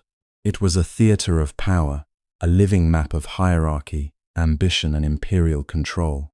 Within that world, the future emperor could not belong wholly to himself. Salim's heart, however sincere, was never just his own concern. His choices had political gravity. His desires could reshape expectations, provoke factions, weaken discipline, and invite dangerous talk about whether the prince understood the role he had been born to carry. Akbar knew this with the clarity of a man who had built power through vigilance. He had not inherited peace. He had fought for stability, forged loyalties, absorbed difference, and transformed conquest into a governing vision. What he created depended not only on armies and wealth, but on the perception of order. The dynasty had to appear secure. Succession had to appear protected. The royal household had to embody restraint. If those at the center of empire seemed vulnerable to impulse, then the tremor would not remain in the private chambers for long. It would travel outward through courtiers, generals, nobles, rivals, and distant provinces. In such a world, even love could become a political event. This is why Anarkali, whatever her beauty, grace, or innocence, could never appear to Akbar as merely a young woman cherished by his son. To him, she represented disruption in human form, not because she had schemed to seize influence, and not necessarily because she lacked virtue, but because her presence in Salim's emotional life threatened to blur lines that the court depended upon. She stood outside the framework that defined acceptable imperial union. She was not simply unsuitable in the shallow sense of rank. She was dangerous because she had become meaningful to the wrong man in the wrong way. And in a court built on symbols, meaning was everything. Akbar may also have understood something painfully intimate beneath the public problem. He knew Salim's temperament. He knew his son was not soft-hearted in passing, not a boy likely to forget a passing fascination once distraction arrived. There was already tension between them long before Anarkali entered the center of the story. Salim was the heir to an emperor of enormous force, and sons born into such shadows often grow in contradiction. They are given privilege but denied freedom. They are taught power but expected obedience. They are loved but measured constantly against an impossible standard. Akbar would have seen in Salim both promise and volatility, both the making of a ruler and the danger of a man who wished to live as himself before he had learned to govern himself. So when word reached him that this attachment was not dissolving, not fading, not responding to quiet correction, his concern would not have been theatrical outrage alone. There must have been disappointment there, and fear as well, not fear of romance in the abstract, but fear that his son's judgment was being overtaken by feeling at the very moment he needed to become steadier, more disciplined, more aware of the burden ahead. For a prince, love was never merely personal. It tested priorities, it revealed weaknesses, it exposed what could command the heart more strongly than duty. And perhaps that was part of Akbar's pain. He had spent years preparing Salim not simply to inherit a throne, but to preserve a civilization of order under immense pressure. He would have wanted his son to be formidable, self-controlled, capable of sacrifice. To watch him pulled so powerfully toward one forbidden attachment may have felt, to Akbar, like the first sign of fracture in the man who must one day hold the empire together. What others at court described as impropriety, Akbar may have interpreted as a warning. If Salim could not master this, what else might he fail to master? If he defied visible boundaries in matters of the heart, would he later defy judgment in matters of state? Yet this does not mean Akbar's response was free of feeling. In fact, what makes his position tragic is that authority and emotion may have become inseparable. A father can be stern because he is proud. He can be severe because he is afraid. He can try to extinguish what he believes will destroy his child, even if the method wounds them both. Akbar's coldness, if coldness it was, need not be read as the absence of love. Sometimes power teaches people to express love through control, caution, and denial. Sometimes rulers become so accustomed to preventing disaster that they no longer know how to trust the ungoverned parts of human life. In Akbar's world, private affection could not be allowed to challenge imperial choreography. The women of the court, the princes, the marriages, the alliances, the lines of access and status, all of it existed within a tightly watched ecosystem. Decorum was not decoration, it was defense. It protected rank, reputation, and the unseen architecture of obedience. If the heir to the empire openly surrendered himself to a relationship judged improper, then every layer of expectation around him weakened. Others might begin to imagine new possibilities for influence. Whispers could harden into camps. Sympathy could become strategy. The court was a place where emotional events were rarely allowed to remain innocent for long. This is likely why Akbar would have resisted any framing of Anarkali as harmless. Harmlessness was a luxury emperors could not always afford to believe in. A woman loved by the prince could become a point of leverage, whether she sought it or not. Her mere existence near the center of affection made her politically significant. Her rise, real or imagined, could ignite jealousy, resentment, and manipulation. Her name could be used by those who wished to test the empire's internal discipline. Even if she desired nothing beyond love, the world around her would not remain pure. Court life had a way of turning tenderness into threat.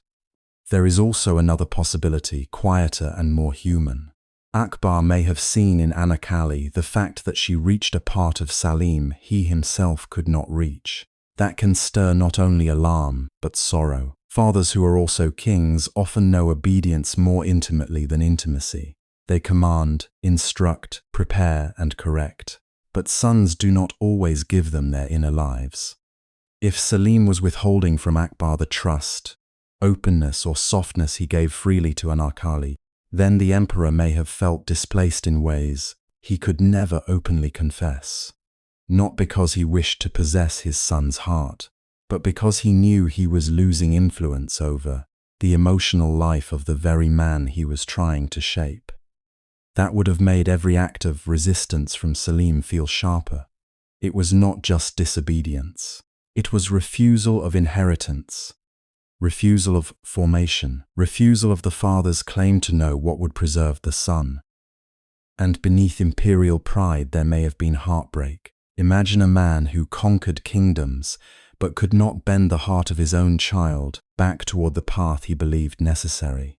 Imagine hearing in your son's silence defiance, or pleading the accusation that your empire asks too much, that your order leaves too little room for being human. Akbar may have feared Anarkali, but he may also have feared what Salim's love for her revealed about the cost of the world he had built. For all his power, Akbar was trapped by the logic of his own greatness. A lesser man might have indulged the matter, hidden it, or treated it as a private inconvenience. But Akbar could not easily do that, because his reign had made discipline into principle. He stood as the center of an imperial vision larger than any one life. If he allowed an exception at the heart of the dynasty, then he risked teaching everyone around him that feeling could revise law, that desire could overrule hierarchy, that the future emperor might be governed by longing rather than judgment. To a father, mercy might have been possible. To an emperor, mercy might have looked like weakness. And still, one can imagine him hesitating, if only in private. One can imagine moments when he did not see a scandal or a threat, but a son still young enough to believe love should be enough. One can imagine the ache of recognizing sincerity and rejecting it anyway. That is what makes this conflict endure in memory. It is not simply the story of cruel authority crushing innocence. It is the collision between two truths that could not live peacefully together. Salim's love may have been real. Akbar's fear may also have been real. One defended the claims of the heart, the other defended the survival of a world. In that collision, Anarkali became more than herself. She became a mirror reflecting what each man valued most and what each man feared losing. To Salim, she represented authenticity, devotion, and the one place where he might exist as more than the heir.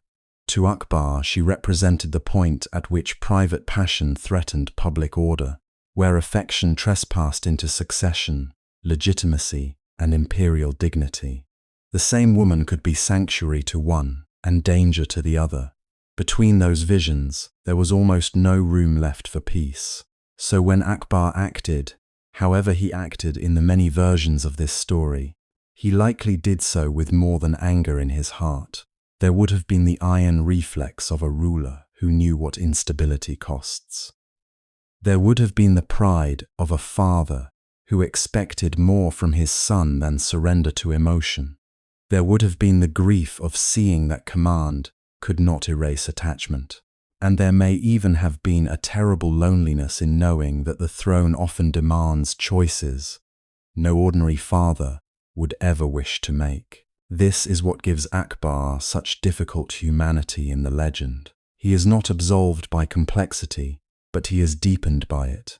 He is the man standing at the center of empire, trying to protect a future he believes is larger than any single desire, while facing a son who sees that future as a prison if it requires the sacrifice of love. Neither position is light, neither comes without pain, and as the distance between them hardens, affection itself begins to wear the face of opposition. The more Akbar tried to contain the situation, to restore discipline, to force the world back into its proper shape, the more the conflict sharpened into something neither fatherly counsel nor imperial command could easily settle. Every attempt at restraint only revealed how far Salim was willing to go. Every wall raised in the name of order made the prince feel more certain that what he loved was being threatened, not by wisdom, but by fear. And the more Akbar tried to contain the situation, the more fiercely Salim felt compelled to defend what he loved. What had begun as longing now took on a different weight. It was no longer sustained by stolen glances or the trembling hope that somehow tenderness might remain hidden from power. The world around Salim had made its choice. It had named his love a danger, a weakness, an error to be corrected, and in doing so it transformed the meaning of his attachment. To surrender Anarkali now would not feel to him like obedience. It would feel like erasure. That was the deeper wound beneath his desire. Salim was not only fighting to keep close the woman he loved. He was fighting against a life already written for him by other hands. From childhood, every corridor of the palace had taught him who he was supposed to be. Every lesson, every ceremony, every measured gaze from the court had shaped him toward a future that seemed magnificent from the outside and suffocating from within. He was the heir to an empire, yes, but he was also a son watched too closely, corrected too often, expected to carry a greatness that left little room for a private self. In loving Anarkali, he had discovered not just passion, but a part of himself that did not belong to the throne, to the court, or even to his father. And once he had touched that truth, he could not easily return it. So his refusal began to harden. Where once there had been pleading, now there was insistence. Where once he might have hoped for mercy, now he began to speak and act as if mercy itself were an insult. He would not ask permission to feel what he felt. He would not stand quietly, while others decided which parts of his heart were acceptable and which must be cut away for the sake of imperial order. That defiance was dangerous, precisely because it was no longer youthful impulse alone. It was becoming principle. Salim was beginning to believe that if he surrendered here, he would spend the rest of his life surrendering in smaller, quieter ways until nothing truly his remained. In that belief, love and pride became difficult to separate. Not pride in the shallow sense of vanity, but pride in the right to possess one's own soul. Salim's attachment to Anarkali became intertwined with his struggle to speak as himself, rather than as an obedient extension of the dynasty. The more Akbar demanded distance, the more Salim heard not caution but domination. The emperor may have believed he was protecting the empire, preserving balance, shielding both his son and the woman at the center of the storm from a fate that could only end in ruin. But to Salim, each command carried a colder message. Your desires are not yours to keep. Your heart is another province of the state. That was why restraint only deepened resistance. Every barrier raised around Anarkali made Salim cling more fiercely to the bond between them. Every warning sharpened his conviction that the thing under attack was not merely a relationship, but his very right to choose. In such moments, the beloved herself can become larger than herself. Anarkali was still a woman of flesh and fear, tenderness and vulnerability. But in Salim's mind, she also came to represent all that he could not bear to lose. Freedom, dignity, the possibility of a life not entirely arranged by imperial expectation. He was not wrong to love her, and yet this made the danger more severe, because the stakes in his heart were no longer only romantic. They had become existential. For Anarkali, this change was unbearable in a different way. Love had once seemed like a miracle touched by fear. Now fear began to consume the miracle itself. She could feel the air around them tightening. The palace that had once shimmered with ritual and beauty now held the stillness of a trap. A word spoken in one chamber could become an accusation in another.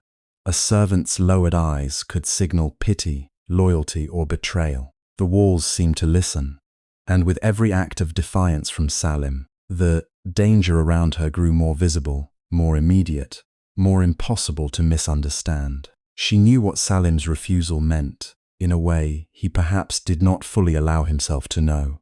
He was a prince. Even in conflict, he stood inside the bloodline of power. But Anarkali stood where punishment would first and most cruelly fall.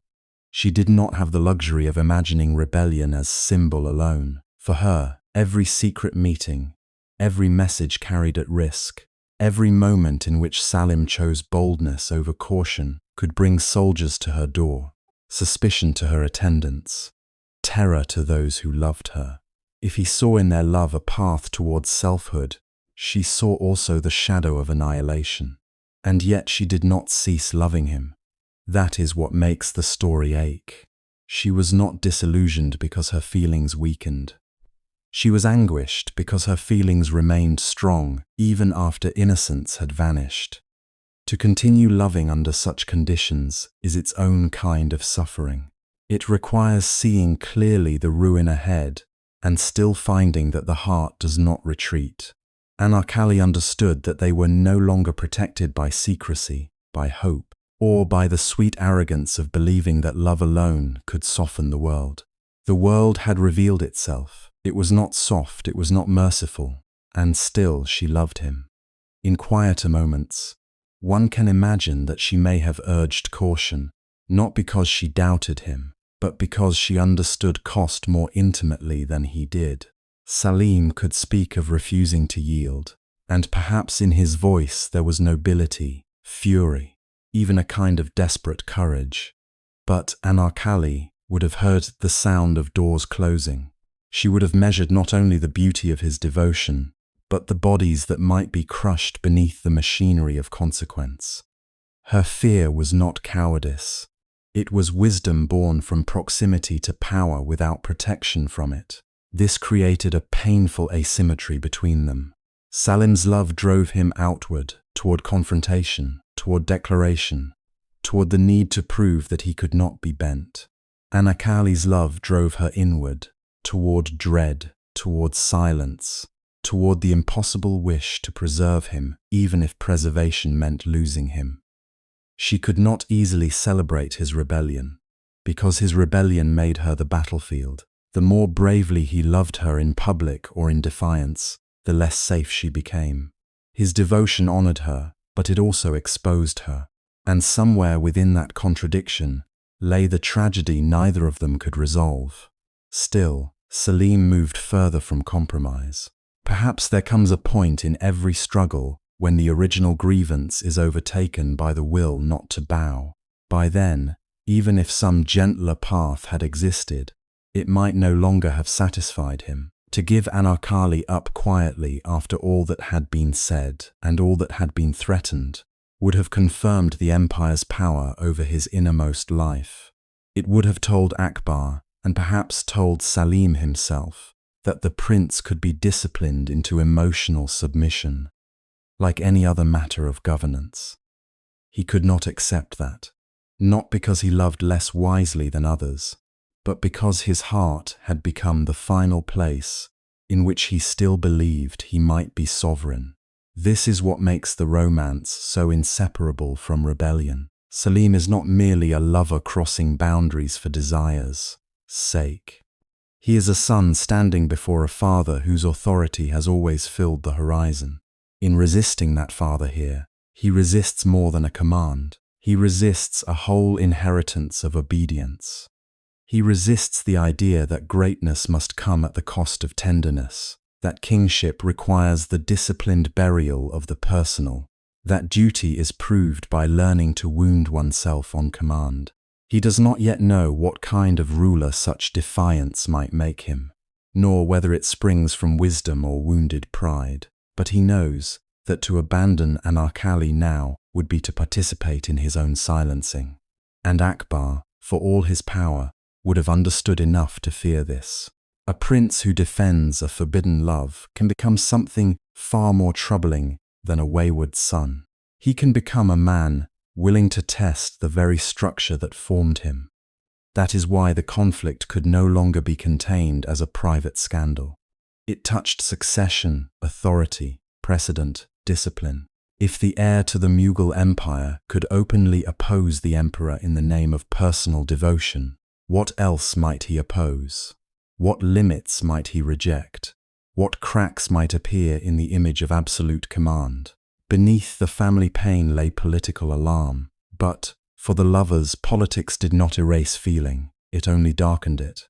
Their meetings, if they still had them, would no longer have carried the careless sweetness of earlier days. Each word would have arrived burdened by knowledge. Each touch would have felt more precious, because it stood closer to loss. There is a kind of tenderness that appears only when illusion has died, when two people no longer pretend the future will be kind, and yet they remain unable to turn away. That tenderness is quieter than youthful ecstasy, but in some ways more devastating. It does not dream, it endures. Salim and Anarkali had crossed into that territory. They were no longer children of longing, dazzled by impossibility.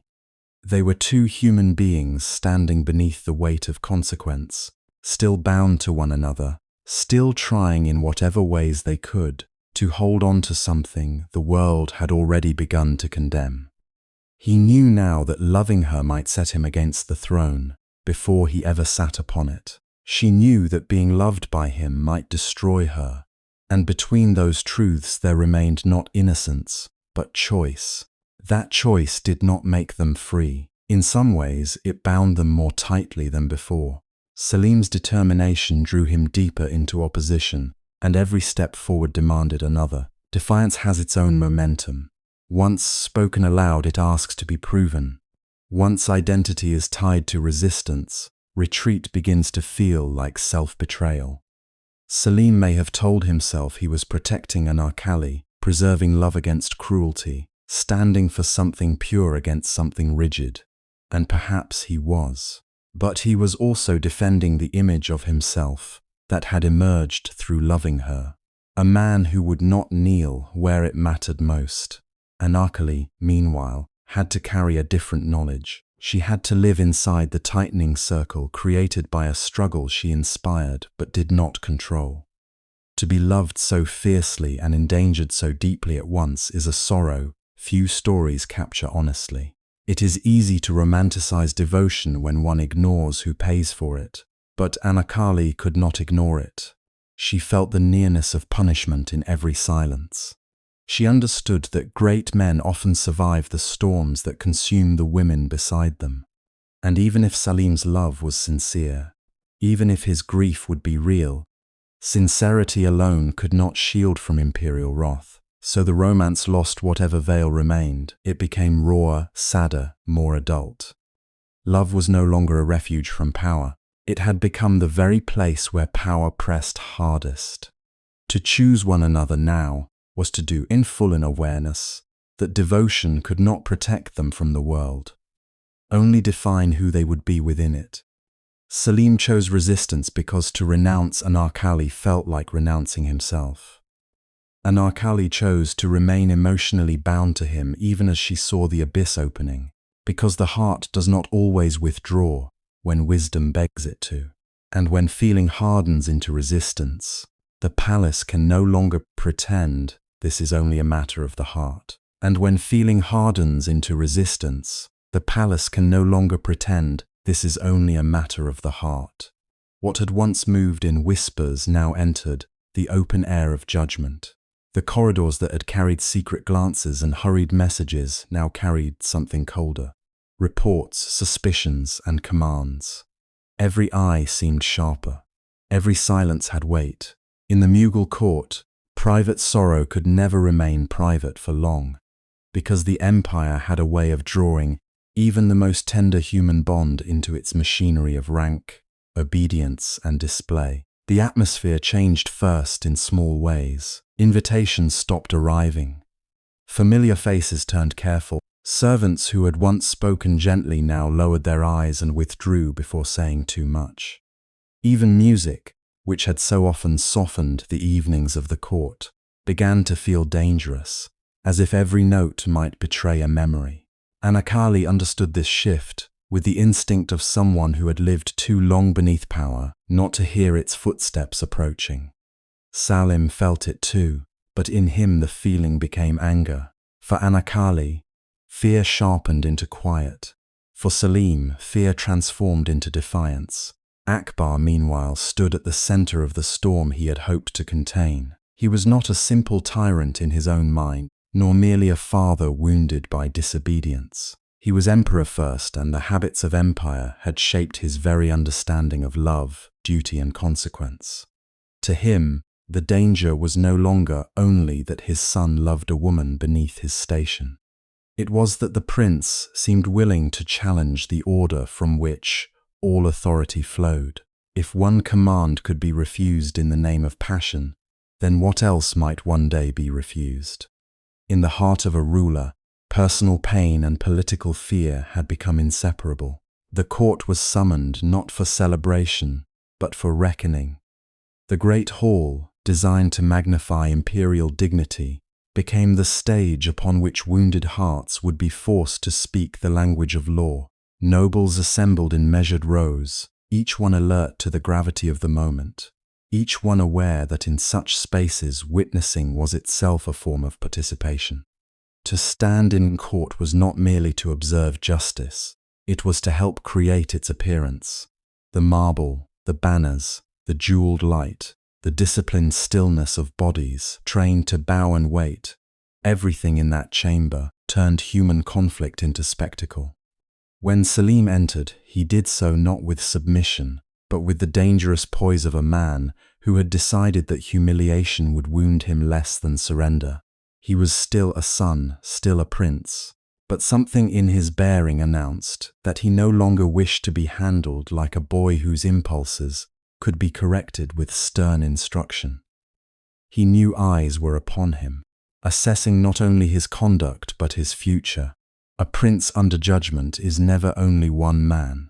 He is a question hanging over the succession, over the peace of the dynasty, over the imagination of everyone who serves it. Anarkali's presence carried a different weight. She had no army of inheritance behind her, no title to shield her from interpretation. In that hall she could be made into anything others needed her to be. Temptation, impropriety, ambition, disorder. The court's cruelty lay partly in this, the weaker one's formal standing. The easier it became to turn a living person into a symbol. Yet she stood there not as rumor, but as flesh and breath, as a woman whose heart had been pulled into the center of imperial fear. Whatever trembling lived inside her, she guarded it. Court protocol demanded stillness, and stillness became the only dignity she could still command. The accusations did not have to be shouted to wound. In such settings, restraint could cut deeper than rage. The language of the court was measured, but beneath its polish lay judgment as sharp as steel. Questions were framed as concerns for order. Objections appeared draped in reason. Salim's attachment was described not as devotion but as recklessness. Anarkali's place near him was not treated as an accident of affection, but as a breach. What they had lived in feeling was now translated into terms the empire could punish. Akbar spoke with the authority of one long accustomed to being obeyed before he finished his sentence. He reminded the assembly, and perhaps himself, that a prince's life was not his own. Salim had been born into burden. He could not choose as ordinary men chose. His heart, if left ungoverned, might endanger more than his own happiness. Beneath these words was a father's bitterness, because nothing wounds authority quite like intimacy it cannot command. Akbar had conquered regions, negotiated alliances, disciplined rebels. Yet here stood his own son, looking at him with a loyalty already cracked by love. Salim answered not as the child Akbar remembered, but as the man imperial discipline had helped create. That was the deepest irony of the moment. The prince's strength, his refusal to bend, his belief that honor required steadfastness. These were not foreign to Mughal ideals. They had been cultivated in him. And now they returned to confront the throne. He did not deny his love. He did not cheapen it by calling it youthful confusion. In front of courtiers who expected correction, he offered conviction. In front of a father who demanded retreat, he made feeling sound like principle. The hall tightened around them. One could almost feel the court trying to breathe without making a sound, because everyone present understood that a line had been crossed. This was no longer an emperor containing scandal. It was a public fracture between sovereign will and princely resistance. And public fractures are the kind power fears most, because once witnessed, they cannot be unwitnessed. Every word from that moment forward carried not only emotion but precedent. Then came the command that would reveal the full depth of the break. Akbar ordered separation. Whether framed as discipline, protection, or necessity, the meaning was plain. Anarkali was to be removed from Salim's reach. The empire had ceased trying to persuade the lovers to yield. It would now act upon them. In courts of absolute power, force often arrives dressed in ceremony. Orders are issued calmly. Guards step forward with practiced control. The violence lies not always in visible blows, but in the annihilation of choice. For a moment, grief and pride flashed through Salim so visibly that protocol itself seemed to strain under it. He appealed, protested, resisted in the only ways left to him, through word, posture, refusal to consent. But the court was built to absorb personal protest and convert it into disobedience. The more openly he opposed his father, the more he seemed to confirm the emperor's fear that love had become rebellion. This was the trap closing around him. To speak was to deepen his guilt. To fall silent was to betray Anarkali. There was no path that did not injure him. Anarkali's torment was different, and perhaps crueler for being quieter. Salim could defy, Akbar could command. She had neither of those powers. Her every word risked inflaming male pride in a room already saturated with it. If she spoke too boldly, she could be accused of enchantment, insolence, manipulation. If she spoke too little, she could be treated as an object upon which judgment simply fell. She stood inside the oldest cruelty of hierarchy, to be central to the conflict, and yet granted almost no safe language within it. Still, silence has its own eloquence. There are moments when refusing to collapse is itself an act of witness. However, history imagined her after. In that court she was more than an ornament blamed for disorder. She was a woman seeing clearly that the men who claimed to protect honor were willing to crush a human heart to preserve its image. She saw Akbar's fury, but also his fear. She saw Salim's devotion, but also the danger of his helpless rage. And she understood that once power publicly commits itself, mercy becomes harder, because authority begins to fear looking weak before its own audience. That audience mattered terribly. Courtiers did not need to speak to shape the tragedy. Their presence enlarged it. Before them, Akbar could not simply be a hurt father. He had to be emperor, composed and unquestionable. Before them, Salim could not simply plead as a desperate lover. He had to guard his dignity as prince, even while breaking inside. Before them, Anarkali could not grieve as a woman in love. She had to stand nearly motionless while others interpreted her life. The architecture of court transformed pain into performance. It made sincerity dangerous and restraint compulsory. In another place, perhaps this conflict might have remained a family rupture, bitter but containable. Here, surrounded by wealth, rank, and ritual, it became something larger and more merciless. The empire did not know how to answer vulnerable feeling except by classifying it, judging it, and, if necessary, extinguishing its visible form. Salim's love became a test of obedience. Akbar's fear became policy. Anarkali's existence became evidence. When the order was finally carried out, the movement itself must have felt unreal. Guards advancing, space opening where there should have been touch. Distance enforced not by fading affection but by imperial will. Those moments are often remembered for their drama, but their deepest cruelty lies in their simplicity. A hand cannot be reached. A final look must do the work of 1,000 unsaid things. The body learns in an instant what the soul has been refusing to believe. Power can separate what love cannot persuade to part. Salim's anguish did not soften into noble acceptance. It burned.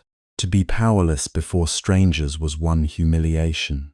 To be powerless before his father was another wound entirely. Every instinct in him must have cried out to break the scene, to overturn decorum, to seize back what was being taken. But princes are also prisoners of their own station. He was watched too closely, constrained too completely, and bound within a structure where any desperate act could justify even harsher punishment. His pain was made visible, but not actionable. This is one of the cruelest forms of suffering, to feel intensely and be denied any meaningful way to respond. Akbar, too, paid a price, though not one the court would openly acknowledge. Victory in such a moment is sterile. He could command bodies, but not restore trust. He could separate the lovers, but not undo what had already taken root in his son's heart. He may even have understood at some private level that force can secure obedience while destroying tenderness. Yet rulers often continue precisely because they believe the alternative is chaos. Better a broken bond, they tell themselves, than a broken empire. Better one heart in anguish than a realm in disorder.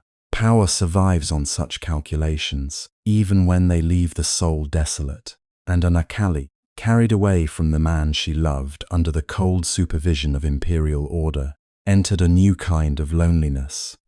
Not the loneliness of uncertainty, but that harsher kind in which the threat has become real, named, organized. Fear no longer hovered at the edge of life. It had stepped fully into it. She knew now that she was not merely unwelcome. She was dangerous to the stability of the court. And people judged dangerous are rarely treated with gentleness. Whatever hope remained would have to live without nearness, without promises, perhaps without even the assurance of survival.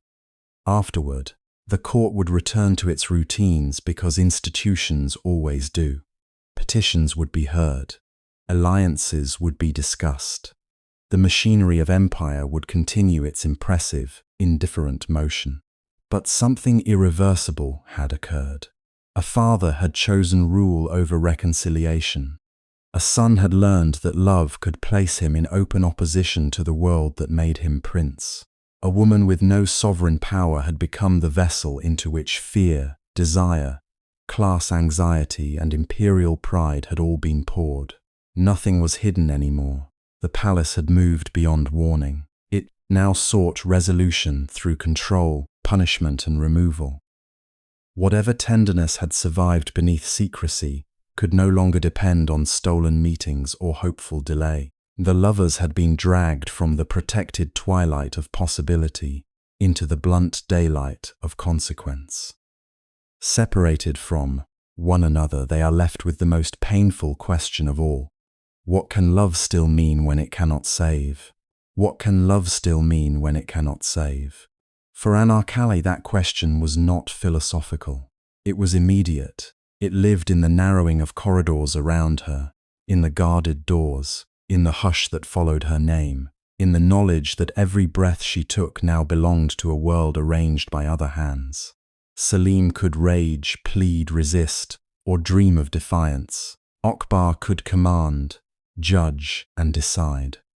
But Anarkali stood at the center of their conflict with the least power and the greatest vulnerability, asked to bear the heaviest cost for feelings she had not invented alone. It is easy from a distance to turn her into an image, a dancer, a beauty, a beloved, a legend framed in lamplight and sorrow. But before she became a story people would repeat, she was a woman trapped inside a machinery too vast to move and too cold to pity her. She had a body that could tremble, a mind that could race through fear, and a heart forced to understand, perhaps more quickly than anyone else, that love in a palace was never only love. It was rank, punishment, spectacle, and danger. It was the kind of feeling that could be used as evidence. In the silence that followed her separation from Salim, Anarkali's ordeal deepened in a way no public confrontation could fully show. Silence is often mistaken for emptiness, as though nothing happens within it. But hers was crowded with dread. She would have had time to imagine what others had planned for her, and that imagining may have been its own torment. Was she to be shamed, exiled, imprisoned, erased? Was she expected to deny what had passed between them? Was she to confess it, beg forgiveness, accuse herself, accuse Salim? In courts ruled by absolute authority, uncertainty becomes one of the sharpest instruments of control. A person is made to wait inside the possibility of pain, and that waiting can break the spirit as surely as any sentence.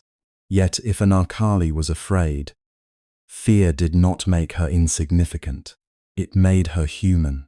And there is something profound in recognizing that the legends built around her often glide too quickly over this human truth. They remember the grandeur of the romance, the cruelty of the obstacle, the poetry of the loss. But hidden beneath all of that is the simple loneliness of a woman who could not command the story of her own life once it entered imperial hands. Her silence, in this sense, becomes one of the most haunting parts of the tale. We do not know exactly what she said, what she was allowed to say, or what she refused to say. That uncertainty is not a weakness in the story, it is the story. Silence can be imposed, especially upon the powerless. A woman in her position would have known that every word might be twisted, every admission weaponized, every plea interpreted as insolence or deceit. To speak was dangerous. To remain silent was dangerous too. There are moments in history, especially for those beneath the weight of authority, when language itself no longer offers safety. And so her silence may have been many things at once. It may have been shock, the stunned quiet of someone who sees the walls closing in. It may have been discipline, the careful refusal to give her judges more than they already had. It may have been protection, an effort to shield Salim from further blame, even if only in some small, symbolic way. It may have been pride. It may have been exhaustion. It may have been the final space in which she still belonged to herself. That possibility matters, because when everything else is taken from a person, the smallest act of inward control can become an act of dignity. Anarkali could not order armies. She could not negotiate with emperors as an equal. She could not remake the rules that condemned her, but perhaps she could decide what not to surrender. Perhaps she could choose not to perform repentance for an audience that wished to see her reduced. Perhaps she could refuse to cheapen what existed between herself and Salim by recasting it as folly, vanity, or ambition. In a world that measured worth by rank, that refusal would have been a kind of tragic strength. Love, in her story, is often remembered as enchantment. Yet for Anarkali, love would have lost any softness it once possessed the moment it drew the full gaze of power. It became costly, painfully, unmistakably costly. To love Salim was not merely to feel chosen by a prince. It was to understand that his affection did not lift her above danger but exposed her to it. The closer she came to him, the more precarious her place became. What others might romanticize as a dream, she had to endure as risk. This is where her love becomes more than fantasy. If she continued to love him after knowing what that love could bring upon her, then her feeling was not naive. It was deliberate in the way that all impossible loyalties are deliberate. She would have seen the imbalance clearly by then. Salim's suffering was real, but he remained a prince. His grief could shake the empire because he belonged to it. Her grief could disappear into the empire because she did not. To stay faithful to love under those conditions was not the indulgence of a courtly romance. It was an acceptance, however unwilling, of sacrifice. And sacrifice in stories is often made to look noble from the outside. From the inside it is much harsher. It is confusion. It is the ache of wanting to live. It is the instinct to survive colliding with a desire, not to betray what one has held sacred. We should not imagine Anarkali moving serenely towards suffering, as though she had been born to embody tragedy. More likely, she was torn in ways only the powerless truly understand. She may have wanted mercy. She may have wanted escape. She may have wanted just one impossible thing: for the world to become smaller, kinder, less interested in making an example of her. But empires do not often know how to be kind when their pride has been challenged. They know how to preserve themselves. They know how to draw lines and punish those who cross them. In such a system, Anarkali's body itself became political terrain. Her presence represented disorder because it suggested that desire could ignore hierarchy, that the imperial household was not beyond emotional upheaval, that a prince's heart might answer to something other than dynastic expectation. The reaction against her was therefore not simply personal. It was structural. She was made to carry the punishment meant to restore a threatened order. That is one of the cruelest truths at the center of her story. She was not only loved and feared as an individual, she was also used as a symbol by forces larger than herself. To Akbar's vision of rule, she could appear as a destabilizing influence, a dangerous breach in the architecture of discipline. To court observers, she might have become a cautionary tale, proof of what happened when someone of lesser station drew too near to imperial blood. To posterity, she would become an emblem of doomed devotion. Yet beneath all these meanings was a person who suffered in real time, not symbolically but physically, emotionally, and alone. Loneliness clings to Anarkali more powerfully than even romance does. Not because she was unloved by Salim, but because there are forms of suffering that love cannot accompany. Whatever he felt, he could not enter the full depth of her isolation once they were separated. He could imagine, grieve, struggle, protest. But he was not inside her chamber, not inside her fear, not inside the long hours in which she may have listened for footsteps and tried to guess whether they brought judgment or reprieve. There is a terrible solitude in being the one upon whom the consequences finally descend. And perhaps this is why her memory continues to ache across centuries. Many legendary lovers are remembered for the intensity of their passion. Anarkali is remembered also for what was done to her, and for what she could not defend herself against. The audience feels, even through the haze of retelling, the asymmetry of her position. She did not enter history with equal protections. She entered it exposed. Her beauty may have made her visible, but it did not make her safe. Her closeness to desire did not grant her authority.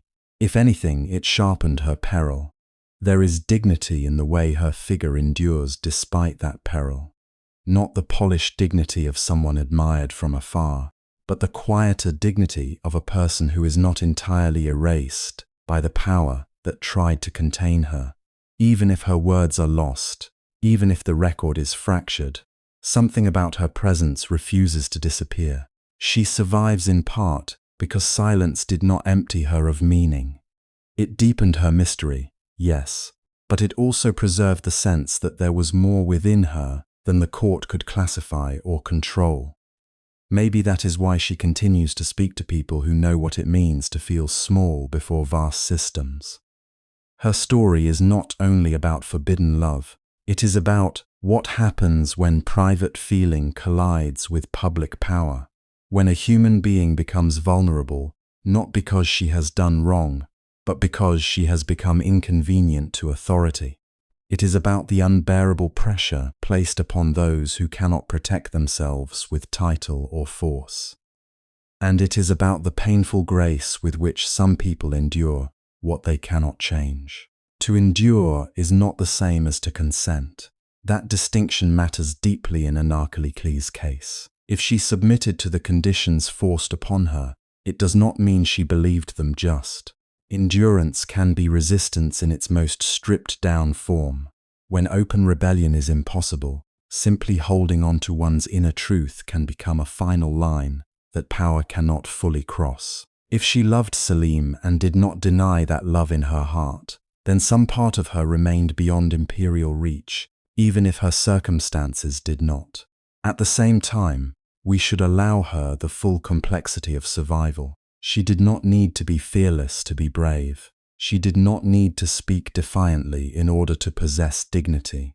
There is courage too in trembling, in grieving, in not knowing how one will endure the next hour and enduring it anyway.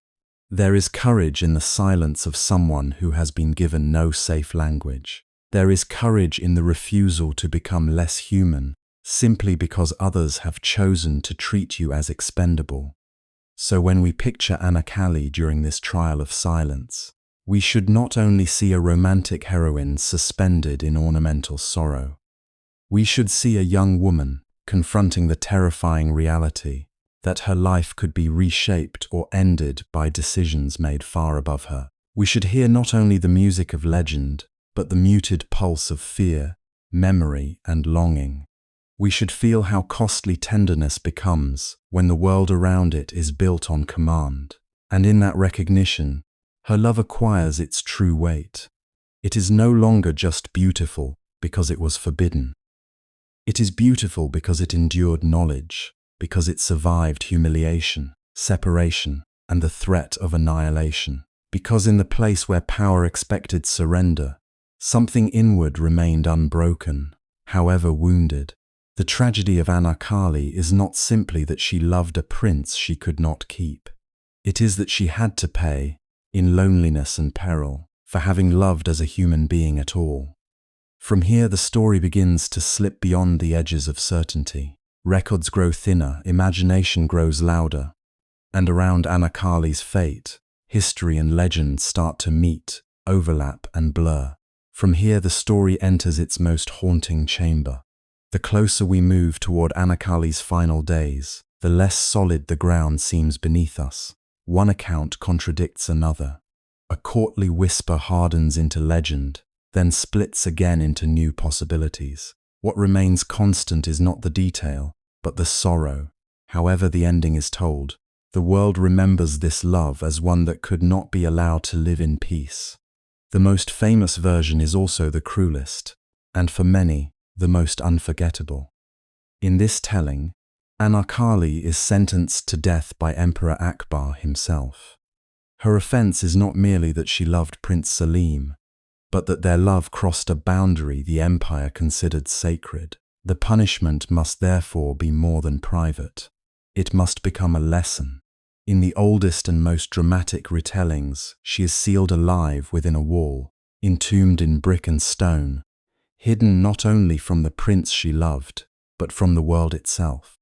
It is an image almost too painful to hold for long. A young woman enclosed in darkness, while the machinery of empire closes around her, one layer at a time. This version has endured because it gives the story its sharpest symbolic force. To be walled up is not only to be killed, it is to be erased. It suggests a power so absolute that it can control not just a life, but memory, visibility, even grief. The woman who stirred a prince's heart is transformed into a silence. And yet that is precisely why the image refuses to disappear. The wall meant to contain her becomes the monument that preserves her. In trying to bury the scandal, the legend creates immortality. Audiences return to this ending not simply because it is tragic, but because it captures the coldness of power in one unforgettable gesture. Love breathes, empire seals. And still, even within this severe version, tenderness keeps trying to survive. Some retellings imagine Salim helpless, forced to stand aside while his beloved is taken from him. Others imagine him pleading, bargaining, raging against his father's command. In these scenes, whether historical or imagined, what matters is the emotional truth of powerlessness. A prince, for all his rank, cannot protect the woman he loves from the structure that made him a prince in the first place. That irony lies at the heart of the legend. The palace that raised him also cages him. The authority he is meant to inherit is the same authority that destroys his happiness. Yet another tradition softens the ending without removing its ache. In this version, Anarkali is not killed at all, at least not in body. Instead, she is exiled. She is sent away under guard, removed from court, separated forever from Salim, and condemned to live out her days in distance and obscurity. Sometimes, she is said to have been sent far from Agra or Lahore, beyond the center of imperial life, where the memory of her presence would no longer provoke danger. This version replaces physical death with social death. She survives. But survival itself becomes a sentence. She breathes, but outside the world that gave meaning to her love. There is a different kind of sorrow in that possibility. Execution is final and brutal. Exile is slower. It imagines a woman who must continue after losing not only the man she loved, but also her place, her name, perhaps even the self she had once been allowed to become in his company. To be banished is to be turned into a living absence. The beloved remains somewhere under the same sky, yet is unreachable. For listeners and readers, this ending can feel almost more intimate than death. It allows the pain to linger into years. It invites us to imagine memory as a burden carried in ordinary days, in aging, in silence, in the long endurance of what cannot be repaired. There is also the version shaped by mercy, secrecy, and compromise. In this telling, Akbar, though furious, does not ultimately permit Anarkali's death. Perhaps he sees Salim's anguish and relents. Perhaps one of the women of the court intervenes. Perhaps imperial discipline must be preserved outwardly, but privately another path is chosen. Anarkali is declared dead, or believed lost, yet is secretly allowed to escape. Sometimes this escape is arranged on the condition that she vanish forever and never return to Salim's life. Sometimes it is said that she leaves under cover of night, escorted away from the palace with hidden assistants, carrying both the gift of life and the cruelty of permanent separation. This version survives because people often hunger for one small opening in a tragedy. They want to believe that even in a court of iron protocol, some human softness remained. They want to imagine that authority, however severe, could still be touched by pity. In such tellings, Akbar does not become innocent, but more complicated. He remains the emperor who breaks the lovers apart, yet not the executioner who extinguishes her breath. And Anarkali herself becomes something almost spectral, alive somewhere beyond the reach of the palace. Inaccessible, remembered, lost. It is a deeply romantic idea, not because it offers happiness, but because it leaves room for a private mercy hidden inside a public catastrophe. There are even narratives in which Anarkali survives long enough to build another life, however shadowed.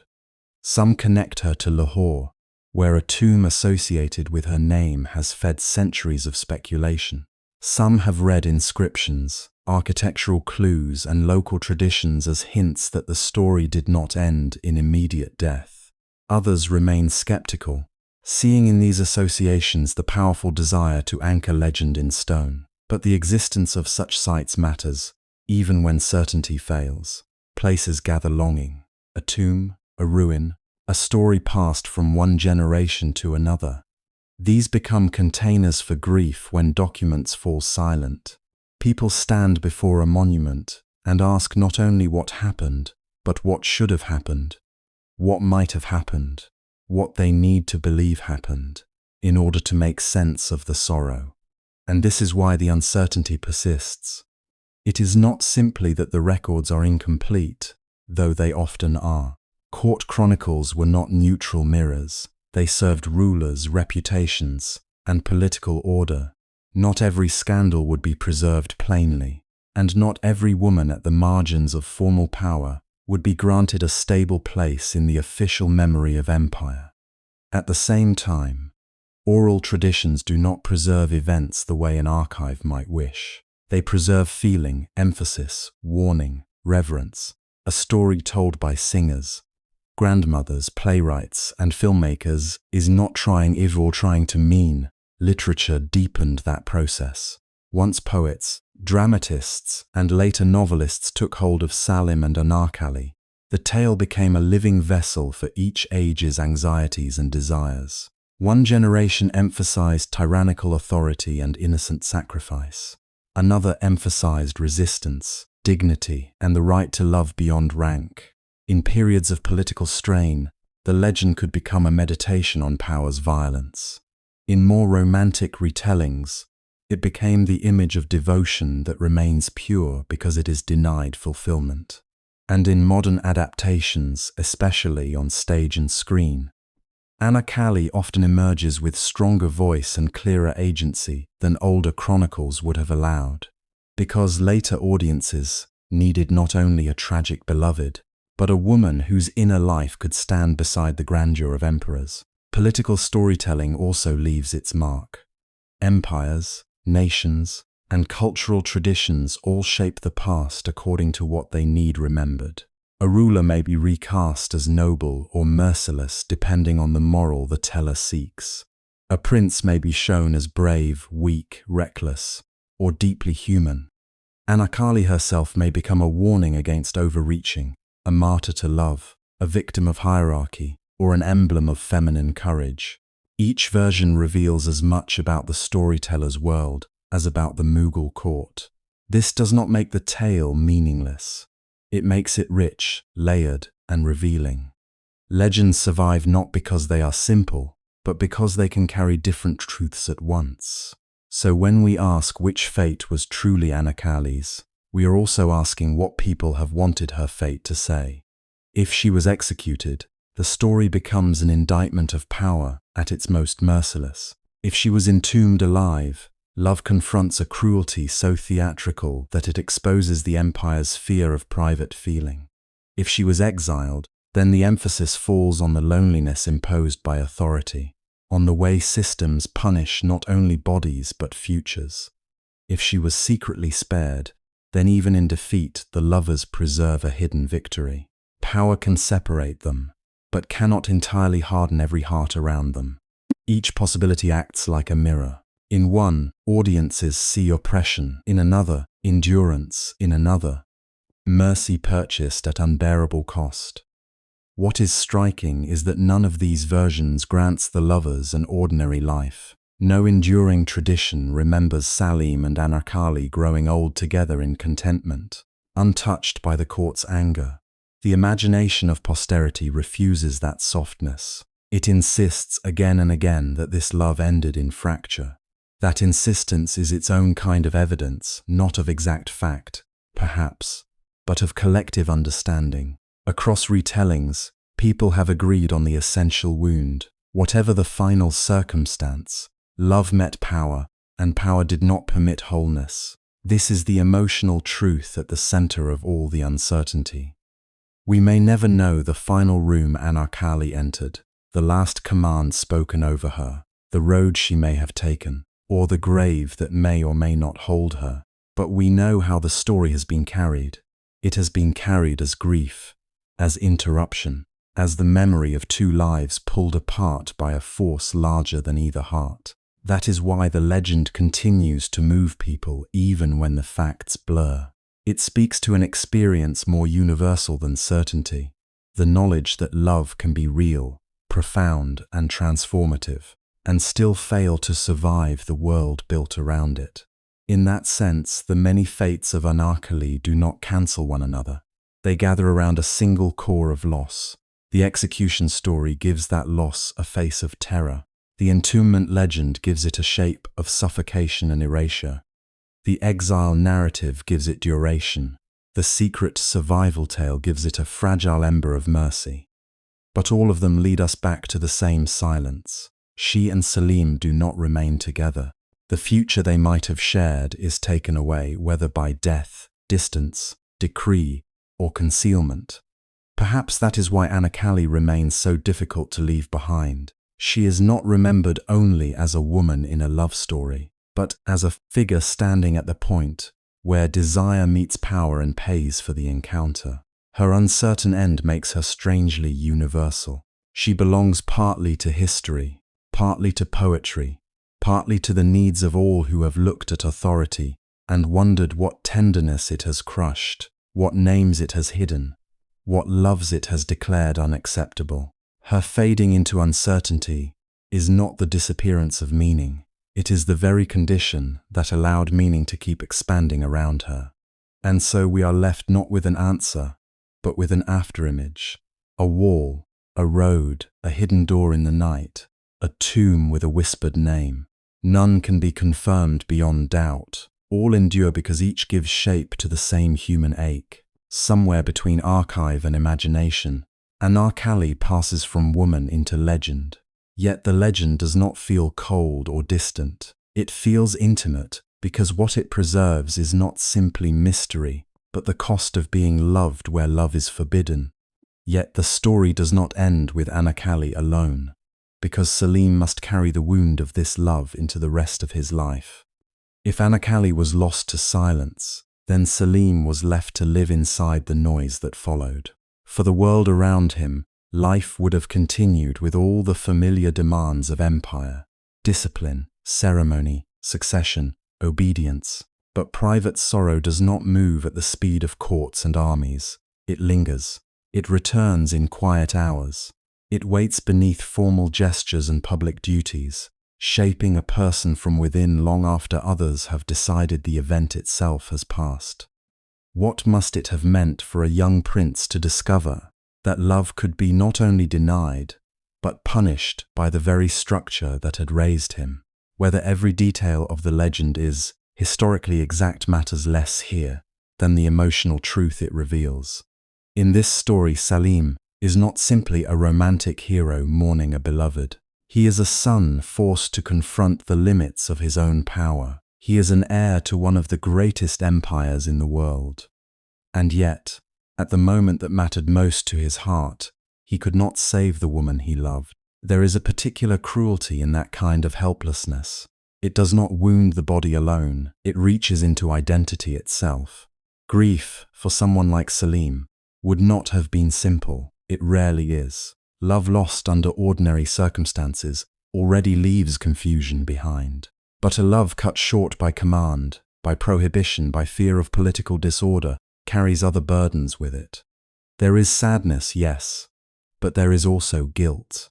Guilt for having drawn someone into danger. Guilt for being unable to protect her. Guilt perhaps even for surviving and continuing on, dressed again in silk, addressed again with honor, while the one who shared his most vulnerable self disappeared into rumor, punishment, or death. And alongside guilt, there would have been rage.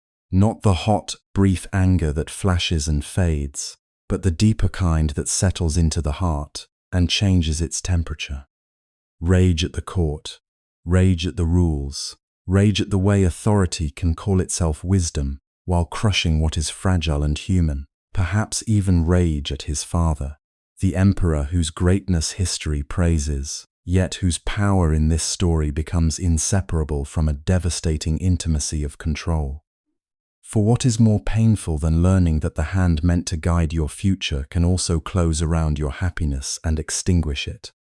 Yet rage alone does not define the aftermath. There is also humiliation, a quieter but equally corrosive sorrow. Salim was the prince, The man expected one day to inherit dominion over millions. But what kind of prince cannot defend the one person he most wishes to keep safe? In legends of forbidden love, we often focus on grand gestures, secret meetings, impossible choices. Less often do we dwell on what comes after. The long interior reckoning, the private collapse of certainty. A young man raised within privilege may begin to understand, perhaps for the first time in a deeply personal way, what it means to be powerless. That lesson could leave a permanent mark. A wound like this does not remain confined to memory as a single tragic episode. It can become a lens through which all later relationships are viewed. After such a loss, trust changes, love changes, even pleasure changes, because joy now carries the knowledge that it can be taken away. Salim may have learned to guard parts of himself, to divide the face he showed the world from the heart. He could no longer risk exposing so freely. The tenderness that once moved naturally might begin to coexist with suspicion, defensiveness, and melancholy. When we think of the prince who would become Jahangir, it is tempting to separate the legendary lover from the later ruler, as though romance belongs to youth and kingship belongs to history. But human beings do not divide so neatly. The emperor grows out of the wounded son and grieving lover. The decisions of public life are often shaped by private memories no chronicle can fully record. If Salim carried Anarkali as an absence that never healed, then that absence may have traveled with him into maturity, into power, into the burdened architecture of rule itself. Jahangir, as history remembers him, was a complex figure, refined, observant, capable of aesthetic sensitivity, yet also marked by excess, conflict and contradiction. It would be too easy and too simplistic to claim that one lost love explains an entire life. Human character is never that tidy. But it would be equally mistaken to imagine that such a formative grief left no trace. Certain losses become part of a person's internal language. They alter how what he feels in the hand, how loyalty is tested, how mercy is understood, how regret settles into the soul. Perhaps that is one reason the story of Salim and Anarkali remains so compelling. It does not ask us merely to pity two young lovers. It asks us to imagine what happens when someone destined for immense power first encounters power as a force of personal devastation. Before he could sit on a throne and issue commands, Salim may have learned what it was to stand before command and find it merciless. That experience could not help but shape his consciousness. It may have taught him that sovereignty is not abstract. It reaches into bedrooms, into conversations, into longing, into the hidden corners where human beings become most truly themselves. A person who has suffered under authority may later fear becoming its instrument, or, tragically, may repeat its patterns without fully realizing it. Both possibilities belong to the emotional legacy of trauma. If Salim felt crushed by the will of another, he may have carried forward a lifelong tension between rebellion and imitation. He knew the violence of control, but he also inherited the machinery of control. And this is one of the saddest truths in stories like these. The wounded do not always escape the systems that wounded them. Sometimes they ascend within them, bearing scars that make them more sensitive in one moment and more unstable in the next. This may help explain why the legend casts such a long shadow over his later life. Anarkali becomes more than a beloved figure from youth. She becomes the measure of what was lost before he could protect it, the memory that may have haunted every later exercise of power. When a ruler grants favor, does he remember what it was to plead in vain? When he punishes, does some hidden part of him recall the agony of irreversible command?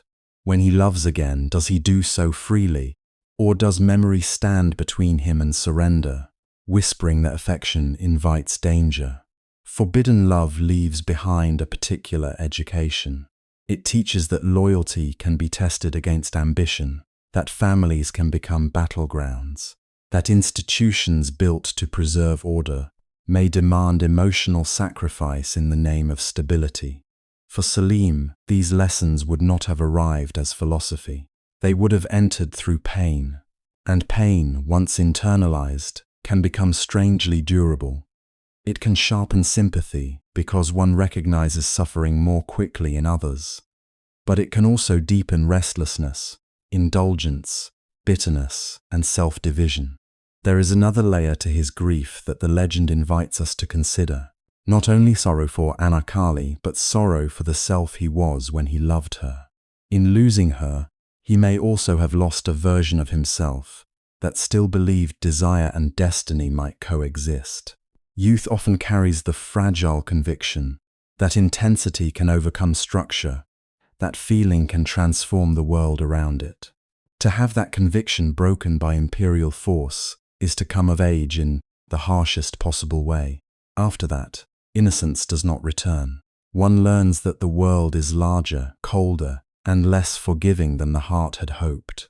And perhaps this is why Salim, in memory, often feels so tragic even beyond the romance itself. He is not tragic only because he loses. He is tragic because he must continue. He must go on living inside a court where every corridor might echo with what happened. He must keep speaking to those who may have enabled it, justified it, or simply looked away. He must carry ceremonial responsibilities, while something unresolved continues to pulse beneath them. Survival, in such a case, is not victory. It is endurance. Official history is often uncomfortable with that kind of inner life. Chronicles prefer treaties, rebellions, births, deaths, victories, and dates. They can tell us when a prince rebelled, when he reconciled, when he ascended, when he ruled. But they are less equipped to hold the shape of private devastation. They rarely pause over the nights of sleepless memory, the involuntary return of a face, the question that cannot be answered. If I had been stronger, bolder, more defiant, could I have changed the ending? This is where legend does work that official record often cannot. It preserves emotional truths in the form of story. Whether Anarkali lived exactly as described, whether she died in the manner later retellings imagined, whether all the meetings and punishments unfolded as legend claims, these questions matter to historians. They should. But for cultural memory, another question also matters. Why did generations feel compelled to keep telling this story? Why did they refuse to let her vanish completely, or him emerge unshadowed by the loss? The answer may be that people sensed in this tale something profoundly recognizable.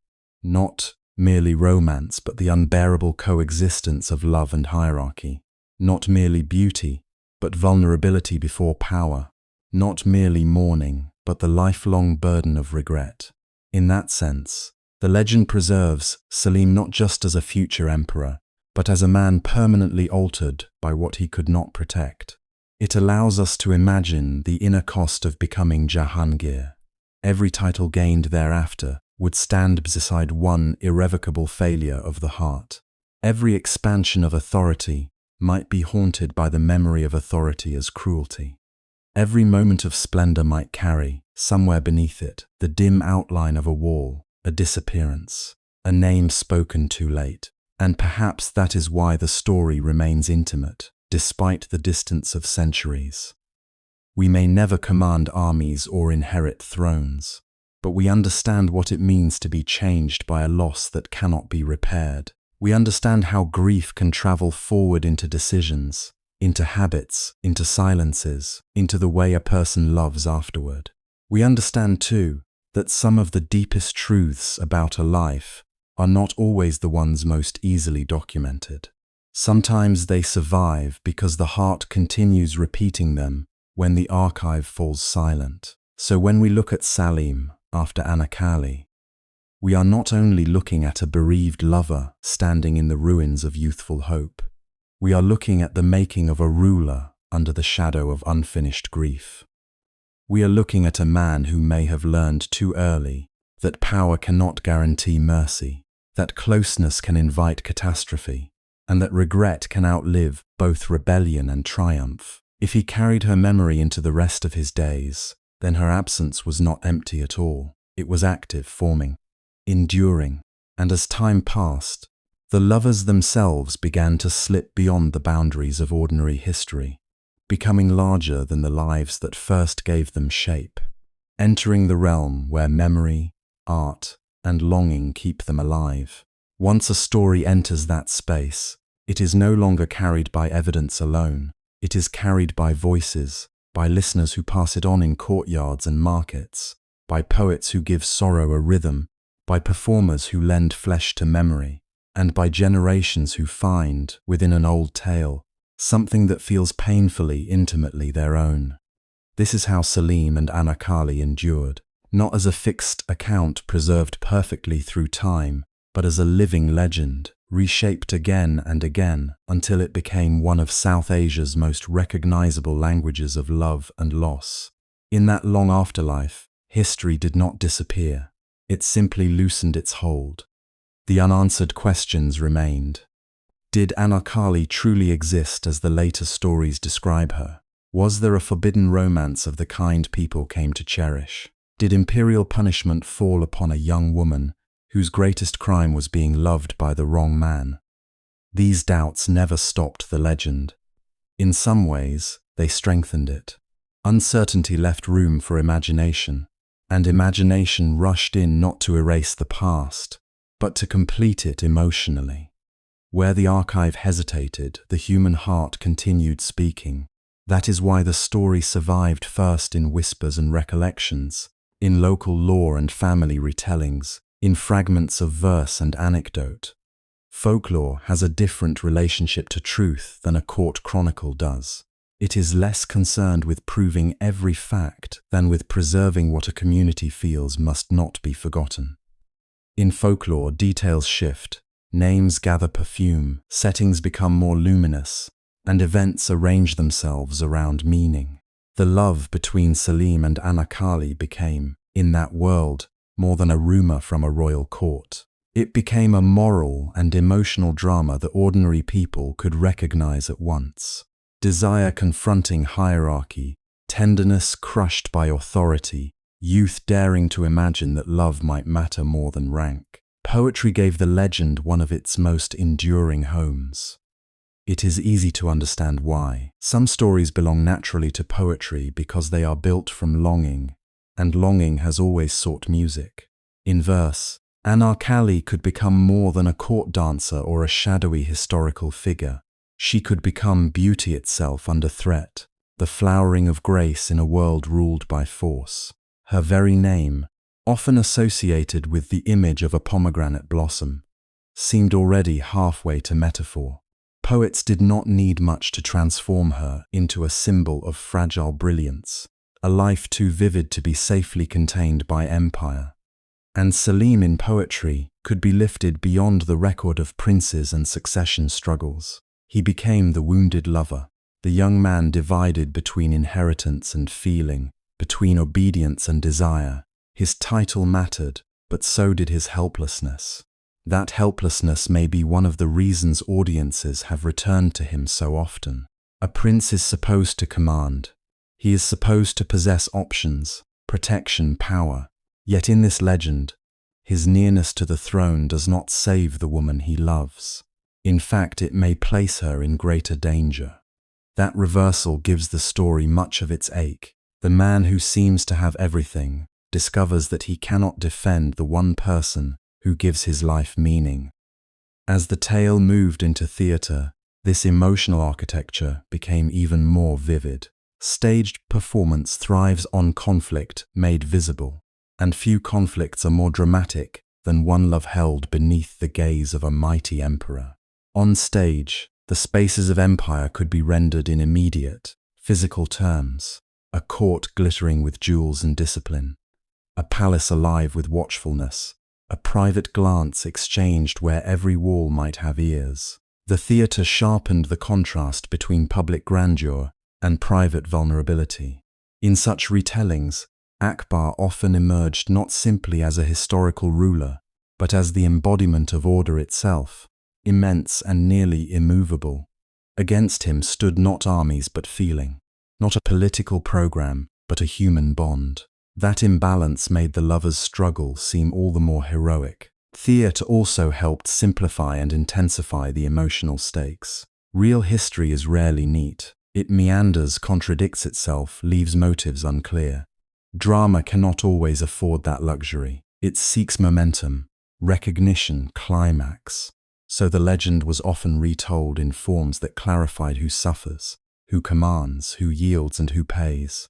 This did not necessarily make the story less true in a deeper sense. Sometimes art softens history not to deceive, but to reveal. It removes the clutter around an event so that an emotional truth can stand in full light. At other times, art intensifies history, heightening danger and devotion until they become almost unbearable. That too can be a kind of truth, because some experiences are felt inwardly in larger proportions than facts alone can measure. Novels expanded the interior life of the legend. Where poetry distilled feeling and theatre embodied conflict, fiction could dwell in thought, hesitation, memory, and desire. A novelist could imagine what no chronicle could preserve. The tremor before a confession, the quiet after humiliation, the secret logic by which a young woman weighs love against survival, or a prince weighs loyalty against revolt. In prose, Anarkali could be given history, voice, fear, wit, dignity. She could become not merely the object of a prince's devotion, but a consciousness in her own right. Her silence in the historical record made this literary restoration especially powerful. Writers could ask what history had neglected to ask. What did she feel while moving through rooms where beauty made her visible, but rank made her vulnerable? How did she interpret the affection that elevated and endangered her at once? This is one of the most important ways the legend matured over time. Anarkali ceased to be someone to whom things happened. In the cultural imagination, she became a figure who chooses, endures, risks, and in some versions even transcends death through moral courage. She could be tender, fearful, spirited, resigned, defiant. She could be represented as a woman trapped by power, but also as someone whose inner freedom remains untouched by that power. That duality made her unforgettable. She was a woman, and she was a symbol. She was vulnerable flesh, and she was the refusal to let beauty and love submit quietly to fear. Cinema, perhaps more than any other medium, fixed the legend in collective memory. Film had the power to unite everything the earlier forms had offered: poetry, gesture, music, spectacle, silence, and the magnified human face. On screen, the romance could become lush, immediate, almost dreamlike. Palaces gleamed, costumes shimmered, songs carried yearning farther than speech could. And at the center of all this visual splendor stood a story not about luxury, but about emotional peril. That contrast proved irresistible. The richer the imperial world appeared, the more poignant Anarkali's fragility became, and the more tragic Salim's inability to protect her felt. Cinema also gave the legend iconic images that memory could hold on to with unusual force. A forbidden glance across a hall of power, a voice singing where obedience is expected, a woman standing upright before authority even when trembling within, a lover looking on with fury and helpless devotion. Such moments can outlive the films that create them. They pass into popular culture, into mimicry, into quotation, into private memory. They become the version of the story many people know first, and sometimes the one they never fully leave behind. What audiences keep returning to, across all these forms, is not difficult to see. At the heart of the tale lies impossible love, and impossible love has always exerted a peculiar pull on the human imagination. It asks us to consider whether feeling can remain meaningful when fulfillment is denied. It asks whether a love cut short becomes smaller because it failed to survive, or larger because it was never allowed an ordinary life. Salim and Anarkali answer in the language of legend. Some loves become immortal precisely because the world refused to make room for them. There is also the powerful image of beauty under threat. Anarkali is so often remembered as radiant, graceful, and desired. Yet desire does not protect her, it exposes her. That pattern has resonated deeply across generations because it speaks to an old and painful recognition. What is admired can also be controlled, possessed, punished, or destroyed. In this sense, the story is not only about romance. It is also about the vulnerability of those whose value is praised, but whose freedom is not guaranteed. Anarkali's fate, whether historical or imagined, continues to move people because it transforms ornament into humanity. It asks us to see the woman beneath the spectacle. And then there is resistance against power. This may be one of the deepest roots of the legend's endurance. People have always been drawn to stories in which private truth challenges public authority. Salim and Anarkali do not confront empire with armies or proclamations. Their resistance is more intimate than that. They insist, simply by loving, that the state does not own the soul completely. That claim is dangerous in any age. It is dangerous in monarchies, in rigid families, in societies governed by rank, reputation, or fear. The legend survives because each generation can recognize some version of that conflict in its own world. This is why retellings keep shifting emphasis. Some make the romance more innocent, almost luminous in its purity. Others darken it, emphasizing intrigue, punishment, and betrayal. Some portray Akbar with complexity, torn between the burden of rule and the tenderness he suppresses. Others cast him more starkly as the cold face of authority. Some make Salim fiery and rebellious. Others render him broken, passive, crushed by forces he cannot master. These variations do not merely reflect carelessness with history. They reveal a continuing conversation about what the story means. Every age inherits the legend and asks it new questions. In one era, people may need a tale of doomed romance. In another, they may hear a warning about power entering the most intimate parts of life. In another still, they may see in Anarkali the silence woman history refused to center, and in bringing her forward, they perform an act of repair. This is what legends do when they live long enough. They stop belonging only to their moment of origin. They become mirrors. Those who gaze into them do not all see the same face. Yet even as the story changes, certain emotional truths remain remarkably stable. Anarkali endures in memory as both person and emblem. She is imagined as a young woman with a beating heart, a body vulnerable to punishment, a voice capable of fear and love. But she is also something larger. Beauty refusing to be reduced to decoration, desire insisting on dignity, the mortal figure who outlasts a throne because people continue speaking her name. Salim, too, lives in two forms at once. He is the Mughal prince, heir to a world of command and ceremony. And he is the wounded lover, the man made unforgettable not by what he conquered, but by what he could not keep. That doubleness is part of the legend's lasting power.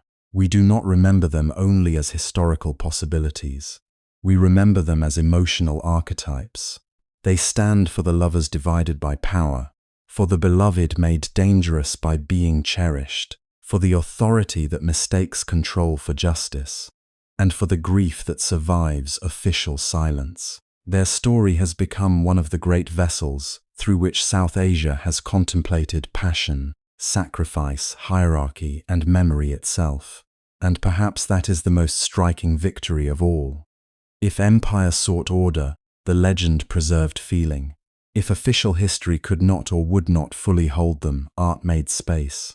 Through songs, poems, plays, novels, and films, Salim and Anarkali were not merely remembered. They were continually reborn, each retelling adjusting the balance between fact and feeling, until what mattered most was no longer whether every detail could be verified, but why the story still refused to die. Because a legend survives only when it continues to answer a need.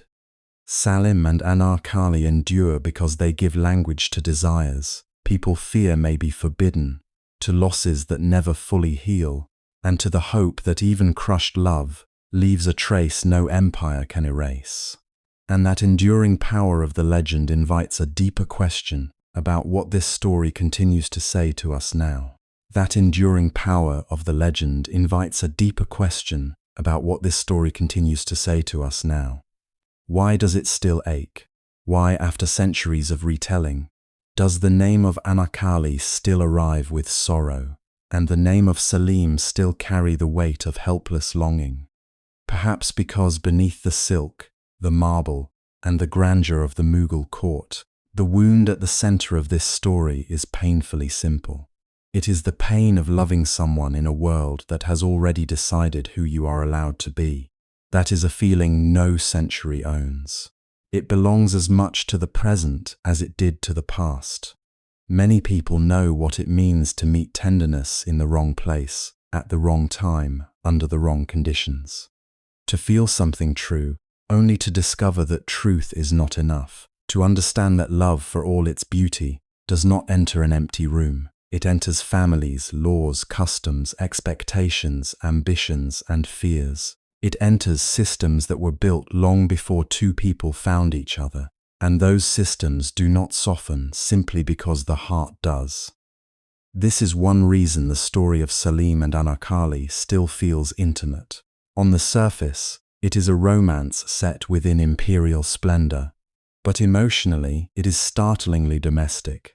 It is about being seen by someone and then being told that such recognition is impossible.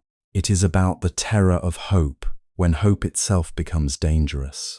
It is about what happens when private feeling collides with public order, and public order has far more power. At the center of the legend is not only desire but vulnerability. Salim, for all his rank, is not free in the way we might imagine a prince to be free. He is born into privilege, yes, but also into purpose. His life is not his own. His future has been mapped by dynasty, politics, inheritance, and expectation. He is meant to become more than a man. He is meant to become continuity itself. And when someone is asked to embody a future for an empire, even his emotions can be treated like a threat. Anarkali's vulnerability is even sharper, because hers is the vulnerability history has always placed on women of lower status. If she was indeed a court dancer, or some other figure attached to the palace but not truly protected by it, then she lived in the dangerous space between visibility and power. She could be admired, desired, summoned, even celebrated, without ever being secure. Her presence could delight a court, but her personhood could still be denied. This is part of what makes her story hurt so deeply. She is close enough to privilege to be touched by it, but not close enough to survive its displeasure. And that pattern is painfully familiar even now. Institutions often take from the vulnerable what they most need protected: dignity, safety, choice, and the right to define their own lives. In matters of love, this punishment can be especially cruel, because love is so easily judged by those who do not bear its cost. The powerful can call it inappropriate, reckless, dishonorable, disruptive. They can frame tenderness as scandal. They can turn affection into transgression with a single decision. And once that happens, the burden rarely falls equally. A prince may suffer, but a woman without his protections may be destroyed. That imbalance is one of the deepest sorrows in the legend. It is not only a story of forbidden love. It is also a story about who pays when love crosses boundaries that society wishes to preserve. Class is not a decorative element here. It is one of the engines of tragedy. The difference between Salim and Anarkali is not just personal background. It is the structure that determines whose feelings matter, whose future can be negotiated, and whose life can be sacrificed to restore order. Gender sharpens that injustice even further. Across time, women have often been turned into symbols in stories that began with private emotion. They become temptresses, threats, distractions, lessons, warnings. Their inner lives are flattened so that power can explain itself more comfortably. But part of what has kept Anarkali alive in cultural memory is the refusal to leave her there. Again and again, artists and audiences have felt the need to imagine her, not as a symbol alone, but as a person, a woman who might have been afraid, A woman who might have wanted not grandeur, but simply the right to love without being punished for it. A woman who may have understood, with terrible clarity, how little control she truly had. And perhaps that is where the story becomes most human. Not in the declarations, not in the spectacle, but in the small imagined moments between fear and hope. The moment before entering a room where one dangerous glance might change everything. The quiet after a conversation in which nothing can be promised. The sleepless knowledge that joy has already begun to make itself vulnerable to loss. These are not imperial feelings, they are ordinary ones, which is exactly why the legend survives. Anyone who has loved helplessly can recognize its ache. Not everyone has loved across an emperor's command, but many have loved across some invisible border that felt just as immovable. The border of class, the border of family approval, the border of religion, nation, race, obligation, marriage, reputation, or timing, the border created by illness, distance, fear, or the simple fact that one person has more power than the other. Human beings may not live in palaces now, but we still live inside structures. We still inherit rules we did not write. We still discover, sometimes too late, that the heart can move more freely than the world allows. That is why this story does not remain trapped in the past. It speaks to anyone who has realized that love can be real and still not be enough to save two people. That is a hard truth, and one modern culture often resists. We like to believe that sincerity should triumph, that if a feeling is deep enough, it can overcome whatever stands before it. But many lives teach otherwise. Sometimes love is not defeated because it is weak, but because the machinery around it is strong. Sometimes people lose not because they failed each other, but because they were cornered by forces larger than themselves. There is something profoundly sad in that recognition, but also something strangely comforting. It means that those who could not keep love alive are not always cowards and not always careless. Sometimes they are simply human inside an arrangement built to deny their humanity. Salim and Anarkali continue to matter because they give shape to that helplessness. They make visible the suffering of wanting what cannot safely be wanted. And yet the story is not remembered only because it is cruel. It endures because it makes room for softness inside cruelty. For all the shadow around it, the legend still pulses with tenderness. It asks us to imagine not only resistance but gentleness, not only punishment but warmth, a glance held too long, a voice lowered in trust, a brief refuge created in a place where no refuge should have been possible.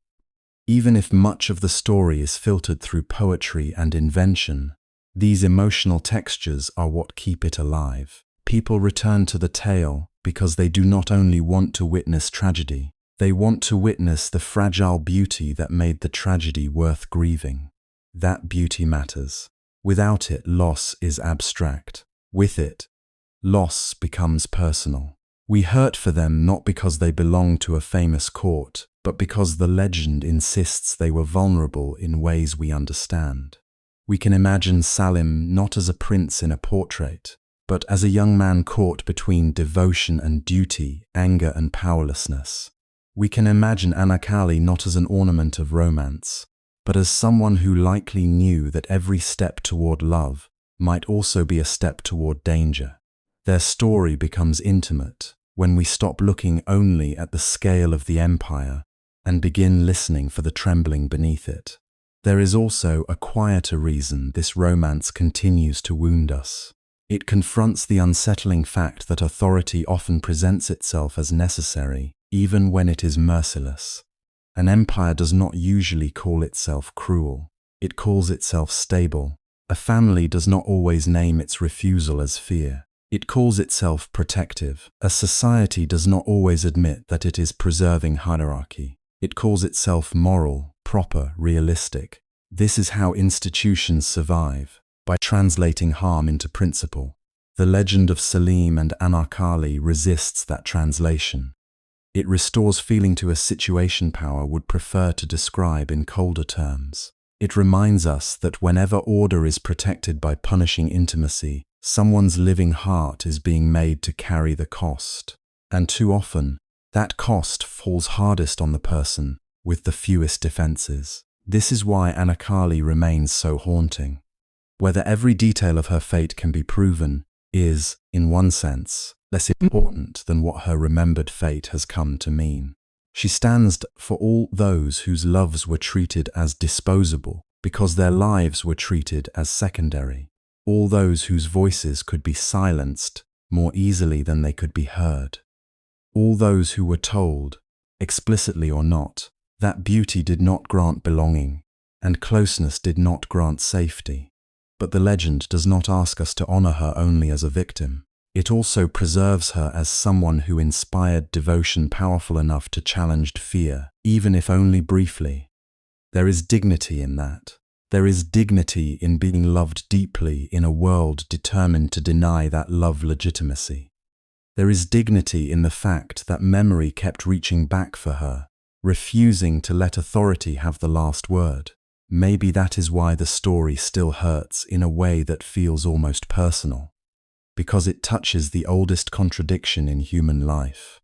We are fragile creatures who feel boundless things. We are capable of love that seems to exceed the conditions of our lives. Yet we must live that love through bodies, names, families, rules, and histories that can constrain it at every turn. The heart says yes with astonishing simplicity. The world replies with complications. And still people love. That may be the most moving truth inside the legend. Not that love always wins. Clearly it does not. Not that courage always saves. Sometimes it cannot. But that human beings keep reaching for one another anyway. They keep making meaning against the grain of power. They keep creating tenderness in places shaped by fear. Even when the ending is loss, the longing itself becomes evidence of something irreducible in us. Something no throne, law, or punishment fully extinguishes. So when Salim and Anarkali continue to trouble us, it is not only because we pity them, it is because we recognize ourselves in the conditions of their grief. We know what it is to hope carefully, to cherish something we cannot protect, to feel time narrowing around a love we do not want to lose. To sense that the world is asking us to become less human in order to remain acceptable within it. And we know, too, the quiet bravery of not becoming less human. That is the warmth hidden inside this sorrowful tale. Not triumph exactly, but tenderness that refuses to vanish. A softness remembered across centuries. A belief that fear, hope, and loss deserve to be carried forward, not erased. In that sense, the legend is not only about what was forbidden, it is about what remained undeniable. A human bond, a human wound, a human need to remember that even when love is overruled, it was still real. And so we arrive at the final movement of the story, where memory becomes the last refuge of love. Memory is a strange kind of garden. It does not preserve the world exactly as it was. It lets some things fall away, allows certain colors to fade, softens hard outlines, and yet protects a fragrance so completely that one breath can summon an entire age. When we return in imagination to the Mughal court, we do not find it as its people once did. The silk banners are gone. The jewels no longer catch torchlight. The corridors that once carried urgent whispers, ceremonial praise, and hidden longing stand open to silence. And still, if we listen closely, something remains.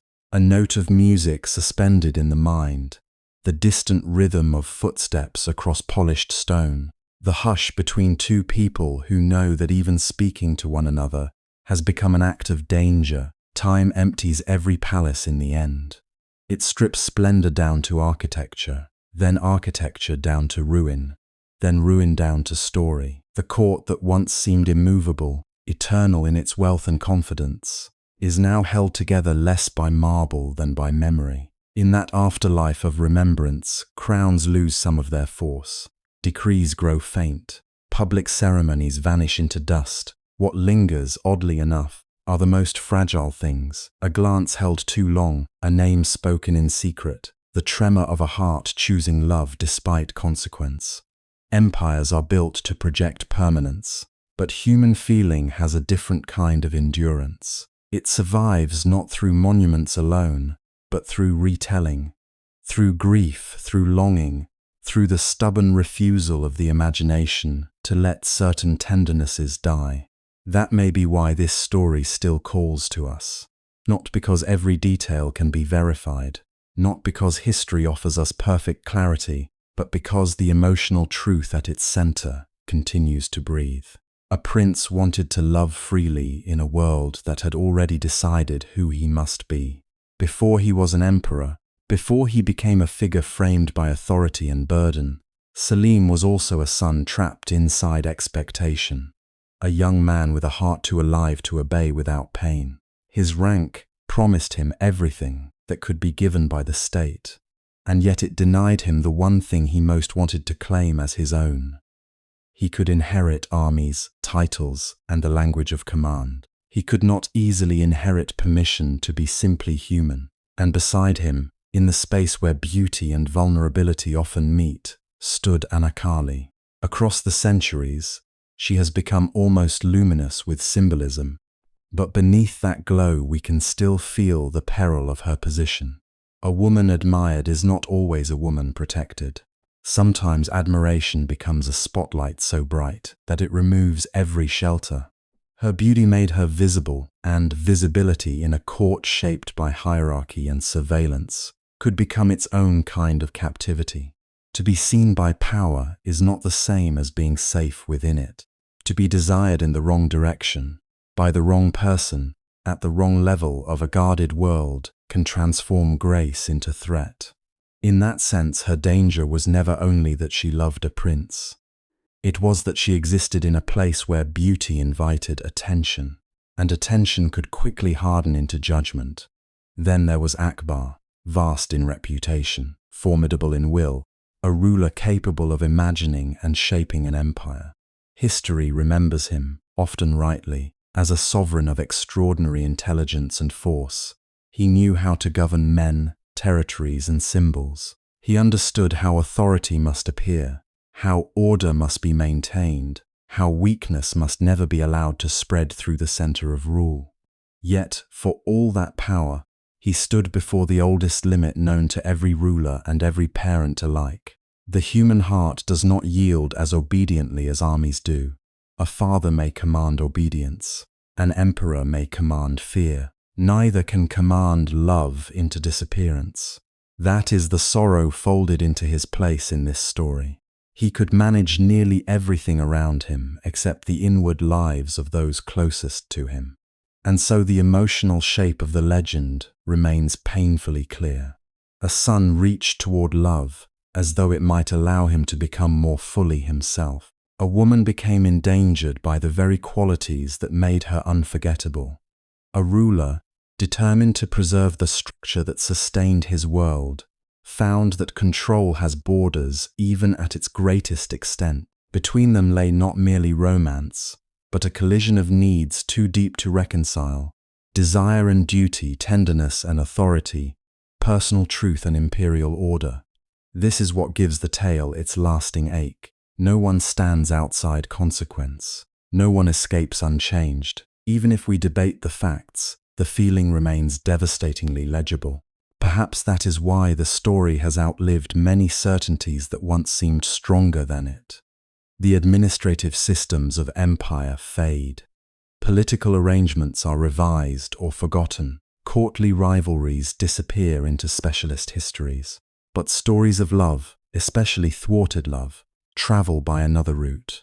They move from archive to song, from song to rumor, from rumor to performance, from performance to shared inheritance.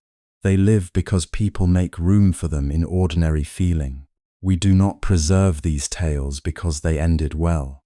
Often, we preserve them because they did not. Their incompletion gives them a haunting mobility. Their sorrow asks each generation to imagine what was denied, and in doing so, each generation quietly adopts the loss. There is something else as well. Love stories endure not because they are easy, but because they expose a boundary beyond which power cannot fully pass. Power can punish, it can separate, it can rewrite official memory, it can turn living bodies into warnings, it can surround tenderness with shame, danger, and silence, but it cannot wholly erase the fact that two people once felt what they felt. It cannot make longing unfelt. It cannot make devotion unreal simply by forbidding it. This is the secret resilience at the center of all such legends. The world may conquer the lovers, but it does not always conquer the meaning of their love. Sometimes the very attempt to suppress it becomes part of what ensures its survival. We feel this especially in stories that come to us half-veiled. Where the record is uncertain, the heart listens differently. We lean toward possibility. We sense the spaces where memory has stepped in to protect what proof could not. That does not weaken the legend. In some ways it deepens it. Between history and imagination, there is a region where emotional truth keeps watch. Salim and Anarkali inhabit that region. They are not only figures of the past, fixed in one version forever. They are presences continually remade by longing, grief, cinema, poetry, family retellings, and the deep cultural instinct to preserve what official certainty cannot settle. Their story survives because people have kept needing it to survive. And what do we need from it? Perhaps we need the reminder that rank does not prevent loneliness, that beauty can be both gift and peril, that authority, however magnificent, is often most helpless before the private life of feeling. Perhaps we need to remember that love can become most visible at the moment it is threatened.